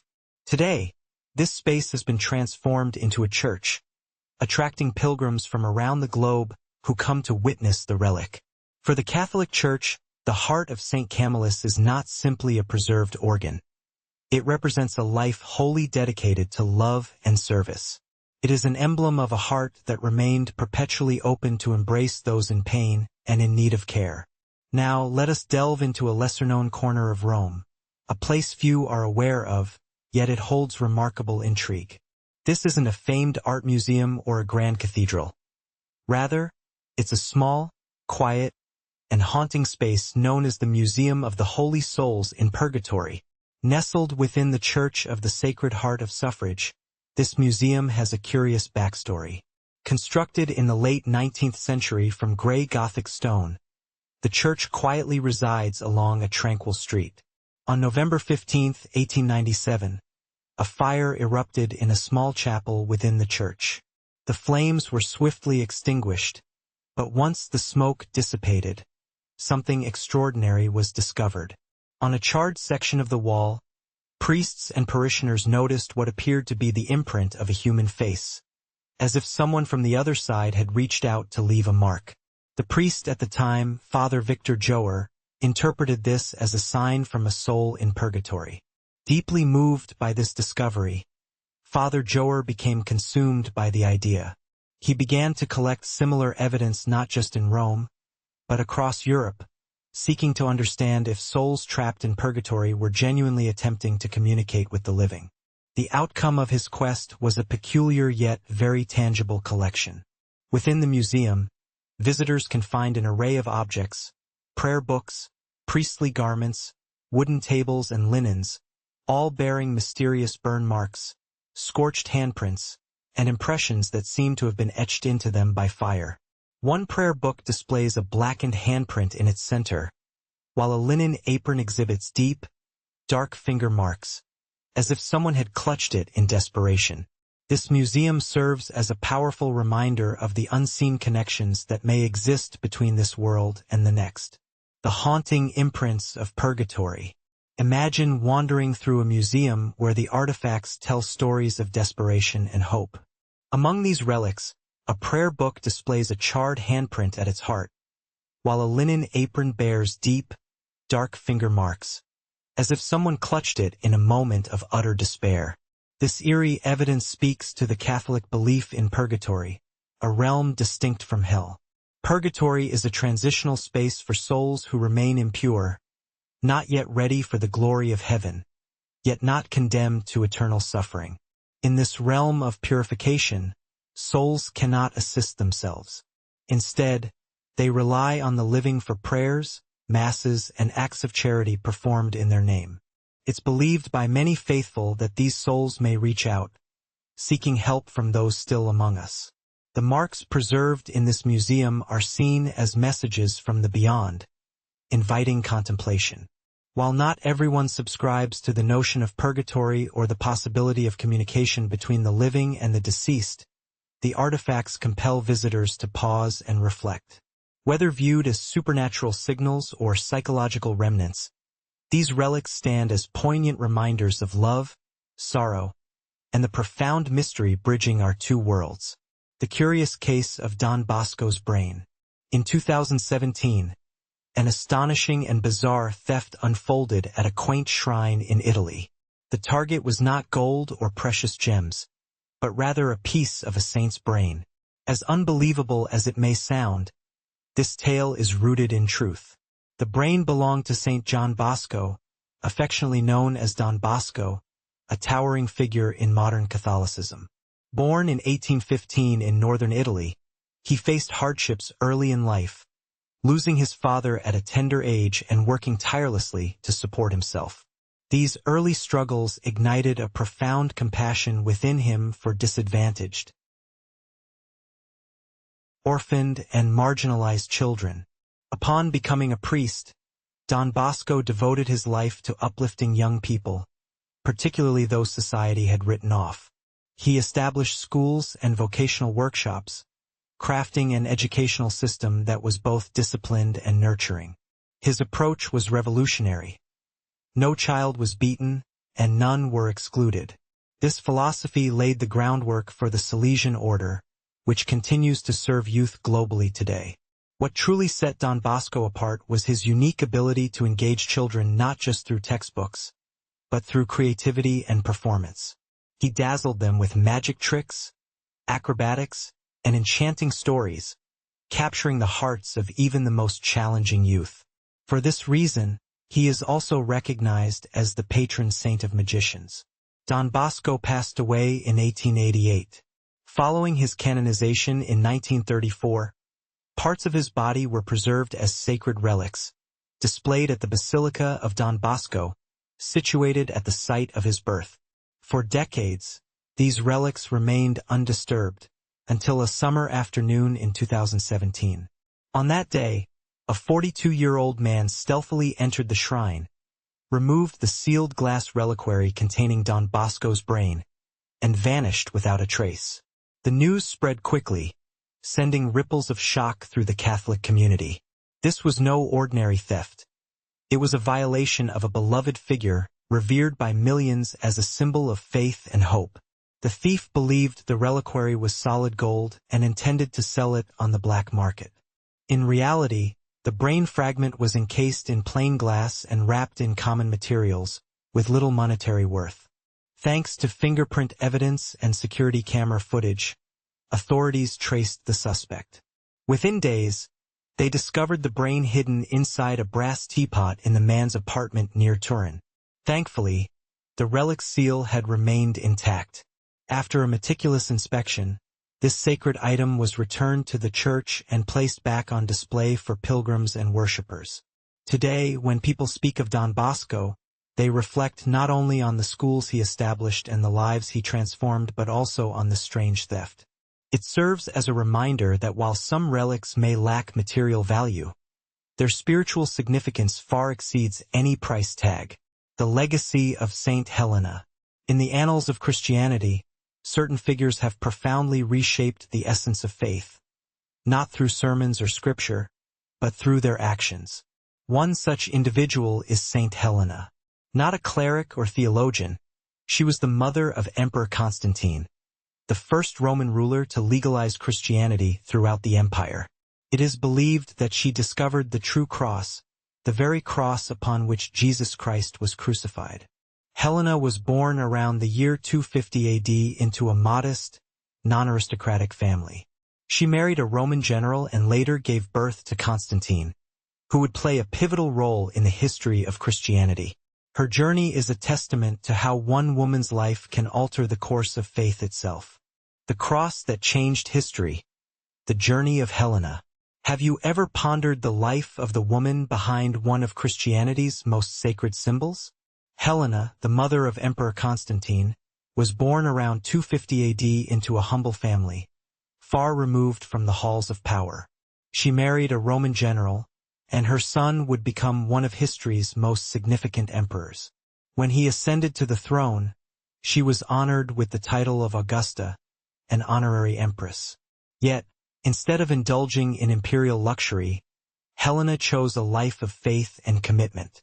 Later in her life, Helena embraced Christianity and devoted her remaining years to pilgrimages, constructing churches, and seeking sacred relics. In 326 AD, she embarked on a spiritual journey to Jerusalem. Legend has it that during her quest, she discovered 3 wooden crosses buried beneath the remnants of a pagan temple. To identify the true cross of Christ, she devised a test. Each cross was placed upon a dying woman. Miraculously, when the 3rd cross was laid upon her, she unexpectedly revived. This extraordinary event was deemed a miracle, leading many to believe that the true cross had been found. From that moment forward, Helena was revered as the rediscoverer of this pivotal Christian relic. Following her death around 330 AD, Helena was laid to rest in a magnificent sarcophagus crafted from deep red porphyry, a stone so rare that it was typically reserved for royalty. Intriguingly, the sarcophagus boasts intricate carvings depicting soldiers, horses, and battlefields. These images seem somewhat contradictory to the life of charity and faith Helena embodied. Some historians speculate that this elaborate tomb was originally intended for Emperor Constantine, but was later reassigned to honor his mother, perhaps as a tribute to the woman who gifted him both life and faith. Yet Helena's story didn't conclude in peaceful repose. During the Middle Ages, a fervor for relics swept across Europe. Churches, monasteries, and noble families scrambled to possess the remains of saints, believing they bestowed blessings and prestige. Helena became one of many saints whose bones were caught in this whirlwind. Her remains were gradually taken, divided, and scattered across various locations. Today, some of her relics are housed in the Church of Saint-Lô in Paris, while others can be found at the Basilica de Santa Maria in Aquileia, Rome. Smaller fragments are believed to reside in Trier, Germany, a city that once stood as the western capital of the Roman Empire during Constantine's reign. The tale grows even more intriguing. Some accounts suggest that during the Fourth Crusade, Venetian warriors pilfered a portion of Helena's remains and transported them to a small island called Santina. There, they constructed a church to house these relics as a sacred emblem of faith and victory. To this day, the question remains, do these scattered remains all belong to the same woman? Perhaps it matters less where her bones lie and more the legacy she left behind. A legacy rooted in deep belief, unwavering devotion, and a quest that began over 1,700 years ago to reclaim one of Christianity's most revered symbols. The elephant that captivated a papacy. What if I told you that a single elephant could change the course of diplomatic relations? In 1514, Portugal was expanding its global trade influence and seeking to impress the Pope in Rome, who held immense power over the division of newly discovered territories among Catholic nations. To gain favor, King Manuel I of Portugal organized a grand diplomatic mission to Rome, filled with lavish gifts, gold, jewels, silk, and spices. But the piece de resistance was a 4-year-old Asian elephant named Hanno. At a time when most Europeans had never seen an elephant, Hanno instantly became a sensation. He was brought from the port of Civita into the heart of the Vatican, traversing the bustling streets of Rome. Throngs of people flooded the roads to catch a glimpse of the unusual creature, with some climbing onto rooftops, causing them to collapse under the weight of the crowd. Hanno's majestic journey through the city transformed it into a scene of delightful chaos that lasted several days. When Hanno finally reached the Vatican and stood before Pope Leo X, the event became even more extraordinary. Draped in silk and bearing a small ceremonial tower on its back, Hanno bowed respectfully to the Pope, a gesture he had been meticulously trained to perform. In a unique display of greeting, the elephant then sprayed water from his trunk, sending the crowd into a frenzy. Pope Leo X was utterly enchanted. For the next 3 years, Hanno resided on the Vatican grounds, living like an international celebrity. A special enclosure was constructed for him, caretakers were appointed, and artists were commissioned to capture his likeness in paintings and sculptures. Hanno became not just a living testament to the exotic wonders beyond Europe, but also a symbol of the papacy's global influence and grandeur. In these fascinating tales of Helena and Hanno, we find stories that transcend time, showcasing the enduring power of faith, devotion, and the unexpected connections that shape our history. Hanno's journey, from living wonder to forgotten legacy. Imagine a majestic creature so extraordinary that it captured the hearts of an entire city. Hanno, a magnificent elephant, was more than just a beast. He became a vibrant symbol of the papacy's influence and the allure of far-off lands beyond Europe. Artists were commissioned to immortalize his likeness in stunning paintings and sculptures. However, the joy surrounding Hanno was tragically short-lived. In 1516, he fell ill under mysterious circumstances. Some historical accounts speculate that his royal diet inadvertently included gold and other precious metals, a misguided attempt to maintain his health. This peculiar practice, whether born of superstition or naivety, likely wreaked havoc on Hanno's delicate digestive system. Sadly, he passed away at just 7 years of age, leaving Pope Leo X heartbroken. In a poignant tribute, the Pope penned a heartfelt elegy and arranged for Hanno to be laid to rest within the Vatican's Cortile del Belvedere. To ensure that this unique companion would never be forgotten, he commissioned the renowned artist Raphael to create a fresco of Hanno to adorn the papal palace. For centuries, the tale of Hanno faded into obscurity. Yet, in 1962, during restoration efforts in the Vatican gardens, workers stumbled upon a large and unusual jawbone and teeth belonging to an elephant. After careful comparison with historical records, experts confirmed that these were indeed the remains of Hanno, the legendary elephant who had once captivated the city of Rome over 400 years earlier. While the remaining bones are preserved today, the fate of his 2 tusks remains a tantalizing mystery. Where could they be? Do they rest quietly in a private collection? Or have they been lost to time in some forgotten archive? The Devil's Face, a hidden enigma in Giotto's fresco. What if I told you that a mystery has lingered silently for centuries, hidden within the walls of one of Europe's most significant religious sites? At the Basilica of St. Francis, renowned for its remarkable collection of religious frescoes, a shocking discovery was made. An unexpected demonic face lurking among the clouds in one of the church's most cherished artworks. This fresco is part of a series that chronicles the life of St. Francis, the founder of the Franciscan order and one of Catholicism's most beloved saints. Traditionally attributed to Giotto di Bondone, a master painter of the late 13th century, he is often hailed as the father of Renaissance art. Giotto was among the pioneers in transforming religious imagery from mere symbols into lifelike figures infused with emotion, movement, and depth. However, within fresco number 20, which depicts the death of St. Francis, an unsettling discovery was made. A demonic face hidden in the clouds near the center of the composition. From the ground of the basilica, this detail is virtually undetectable, but through magnification and close examination, it becomes visible, complete with horns, a hooked nose, and a sinister grin. Why would such an image find its way into a sacred religious depiction? Some experts speculate it might have been a playful prank by the artist, reminiscent of medieval painters who sometimes concealed fingerprints or secret messages within their works. Others propose that the demonic face could symbolize the ever-present struggle of evil, a reminder that even in moments of profound sanctity, temptation and darkness linger.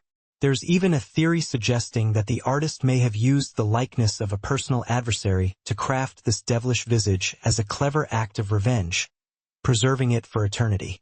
Yet, a deeper question arises: was this fresco truly the work of Giotto himself? Some art historians argue that the style diverges significantly from his more widely recognized works, particularly the famous fresco cycle in the Arena Chapel in Padua. They speculate that a student of Giotto or another contemporary artist may have completed much of the work. Regardless of the true artist's identity, the demonic face remains. What's astonishing is that for centuries, millions of visitors have stood before this painting, praying, admiring, and reflecting, completely unaware of the hidden detail. It was only with the advent of modern imaging technology that this peculiar element came to light. Today, the devil's face is no longer a secret, yet it continues to be an unsolved enigma. The Roman Curia, Vatican's government behind the scenes. When envisioning the Vatican, many conjure images of a sacred sanctuary, the residence of the Pope, and the spiritual core of the Catholic Church. However, few realize that beneath this religious facade lies a complex organizational structure that operates much like a government. This structure, known as the Roman Curia, serves as the administrative body that supports the Pope in managing the affairs of the Vatican. If the Pope were akin to a president, then the Curia would represent his cabinet. The responsibilities of the Roman Curia are vast and varied. They oversee the appointment of bishops, the declaration of saints, the organization of significant liturgical events, and the navigation of intricate matters of doctrine and faith. Within this intricate web of governance, the Curia ensures that the spiritual and administrative needs of the Catholic Church are met, functioning as a vital cog in the machinery of one of the most influential institutions in the world. In the Curia, the heart of Vatican governance.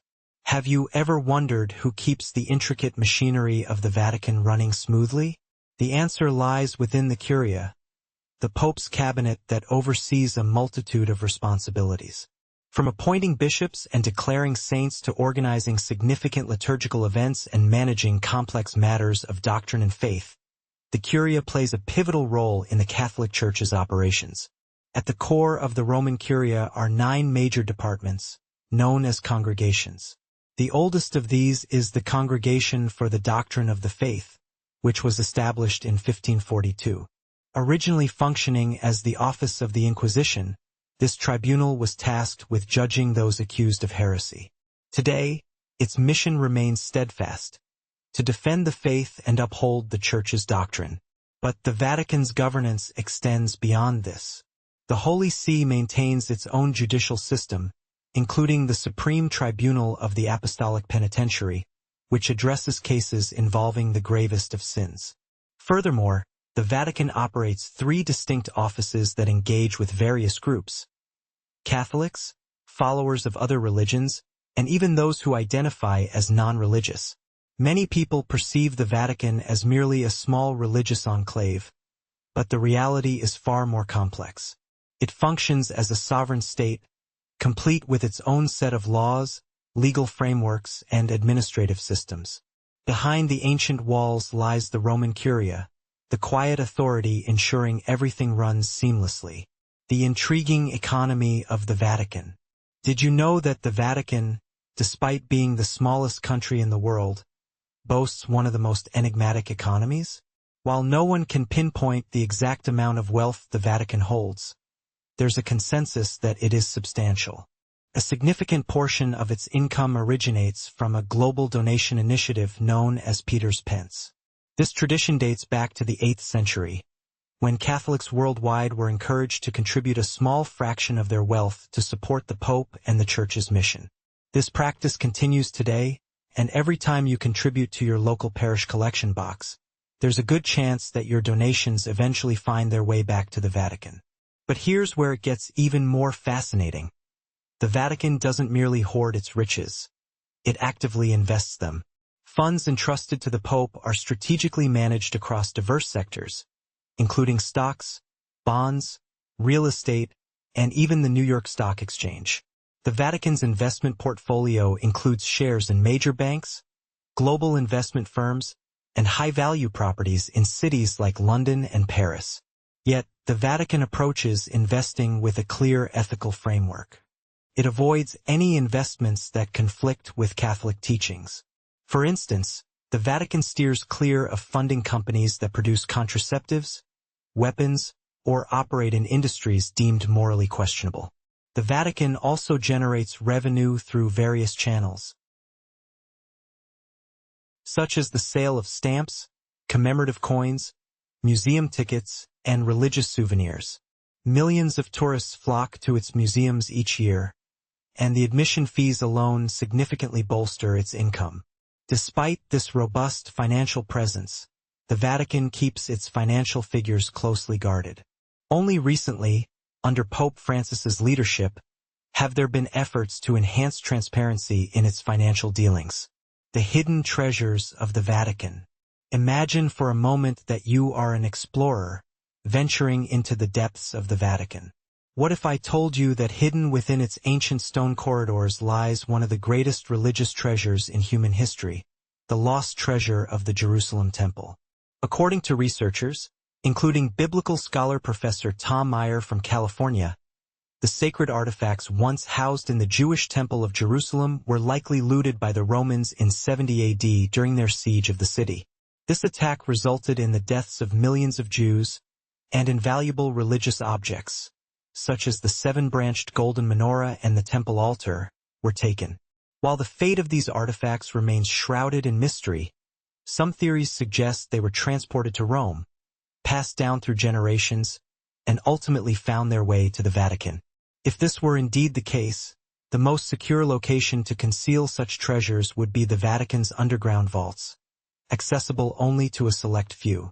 Although there is no definitive evidence to support this theory, it has persisted for centuries. Proponents argue that the Vatican could very well be safeguarding some of the most priceless items ever taken from the temple. Naturally, the Vatican has never confirmed any connection to such treasures, and unrestricted access to its subterranean archives is strictly prohibited. This air of secrecy only serves to fuel speculation and intrigue. Certainly, here's a reworked version of the original text that enhances its engagement and readability while preserving its core meaning, facts, and structure. The Vatican has always maintained a veil of secrecy surrounding its treasures, never officially acknowledging any connection to them. This lack of transparency only fuels speculation and intrigue. After all, the less the world knows, the more room there is to imagine that something truly remarkable lies hidden beneath the surface, just beyond our reach. Imagine this: a murder within the Vatican, a mystery that remains unresolved to this day.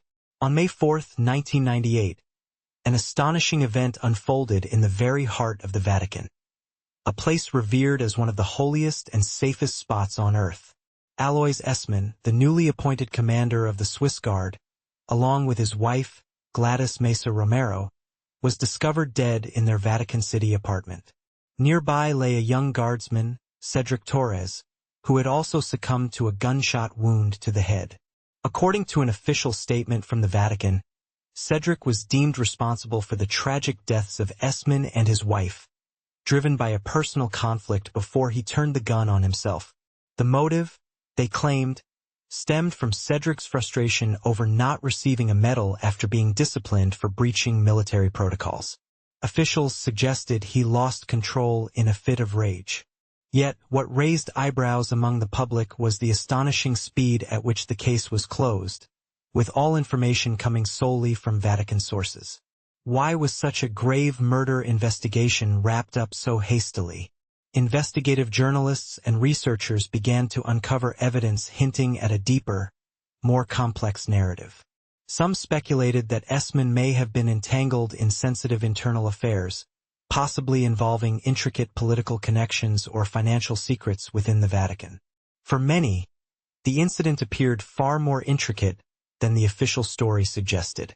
Now, let's take a moment to appreciate the Swiss Guard, those silent sentinels who protect the Pope. When you stroll through the Vatican, it's hard to miss the vividly dressed soldiers standing watch at the grand gates. These are the Swiss Guard, tasked with the personal protection of the Pope. With their traditional helmets, gleaming armor, and long spears, one might assume they exist merely for ceremonial purposes, gracing photos and formal occasions. However, Few realize that these soldiers were once fierce warriors, having shed blood in defense of the Pope's life. The saga of the Swiss Guard dates back to 1527, when Holy Roman Emperor Charles V could no longer afford to pay his massive army. This led to a revolt among the unpaid troops, who set their sights on Rome with the intent to plunder it as recompense. On May 6th, a horde of mercenaries launched a ferocious assault on the city. Outnumbered, the Roman militia and the 189 Swiss guards, only about 5,000 men in total, understood they faced insurmountable odds. But they did not waver. As enemy forces breached the walls, the Swiss guards stood their ground, fighting valiantly to the last man, buying precious time for Pope Clement VII to escape through a covert underground passage. Ultimately, only 40 Swiss guards survived, escorting the Pope to safety. The rest perished, honoring their duty in a desperate yet noble stand. From that moment forth, the Swiss Guard evolved from mere hired soldiers to an elite force, steadfastly loyal to the Pope and an inseparable part of Vatican history and lore. Now, let's delve into the Vatican's vast gold reserves. A 2014 report by the International Business Times revealed that the Vatican possesses roughly $20 million worth of gold, held at the U.S. Federal Reserve. Yet, this figure barely scratches the surface. Experts speculate that the true value could soar into the tens of billions of dollars when accounting for gold and other valuable assets stored across various countries. The Vatican, however, remains tight-lipped about precise numbers. Independent sources estimate that the Holy See may control around $764 million in cash and securities, while managing over $64 billion in global assets, which could encompass real estate, investment portfolios, and priceless religious artifacts made of solid gold. Some experts even venture to claim that the Vatican's physical gold alone could be valued at around $50 billion. If this estimation holds true, it suggests that even a global financial collapse would not jeopardize the Vatican's financial stability. So where did all this gold originate? Part of it stems from centuries of generous donations, while another portion has been accrued through shrewd investments and financial returns. A significant share, however, harks back to the Church's long and powerful history when the Vatican stood at the epicenter of European authority, amassing immense wealth during the Middle Ages. Today, while debates may arise about how the Vatican chooses to allocate its resources, one truth remains indisputable: its financial might is formidable. This version maintains the original's factual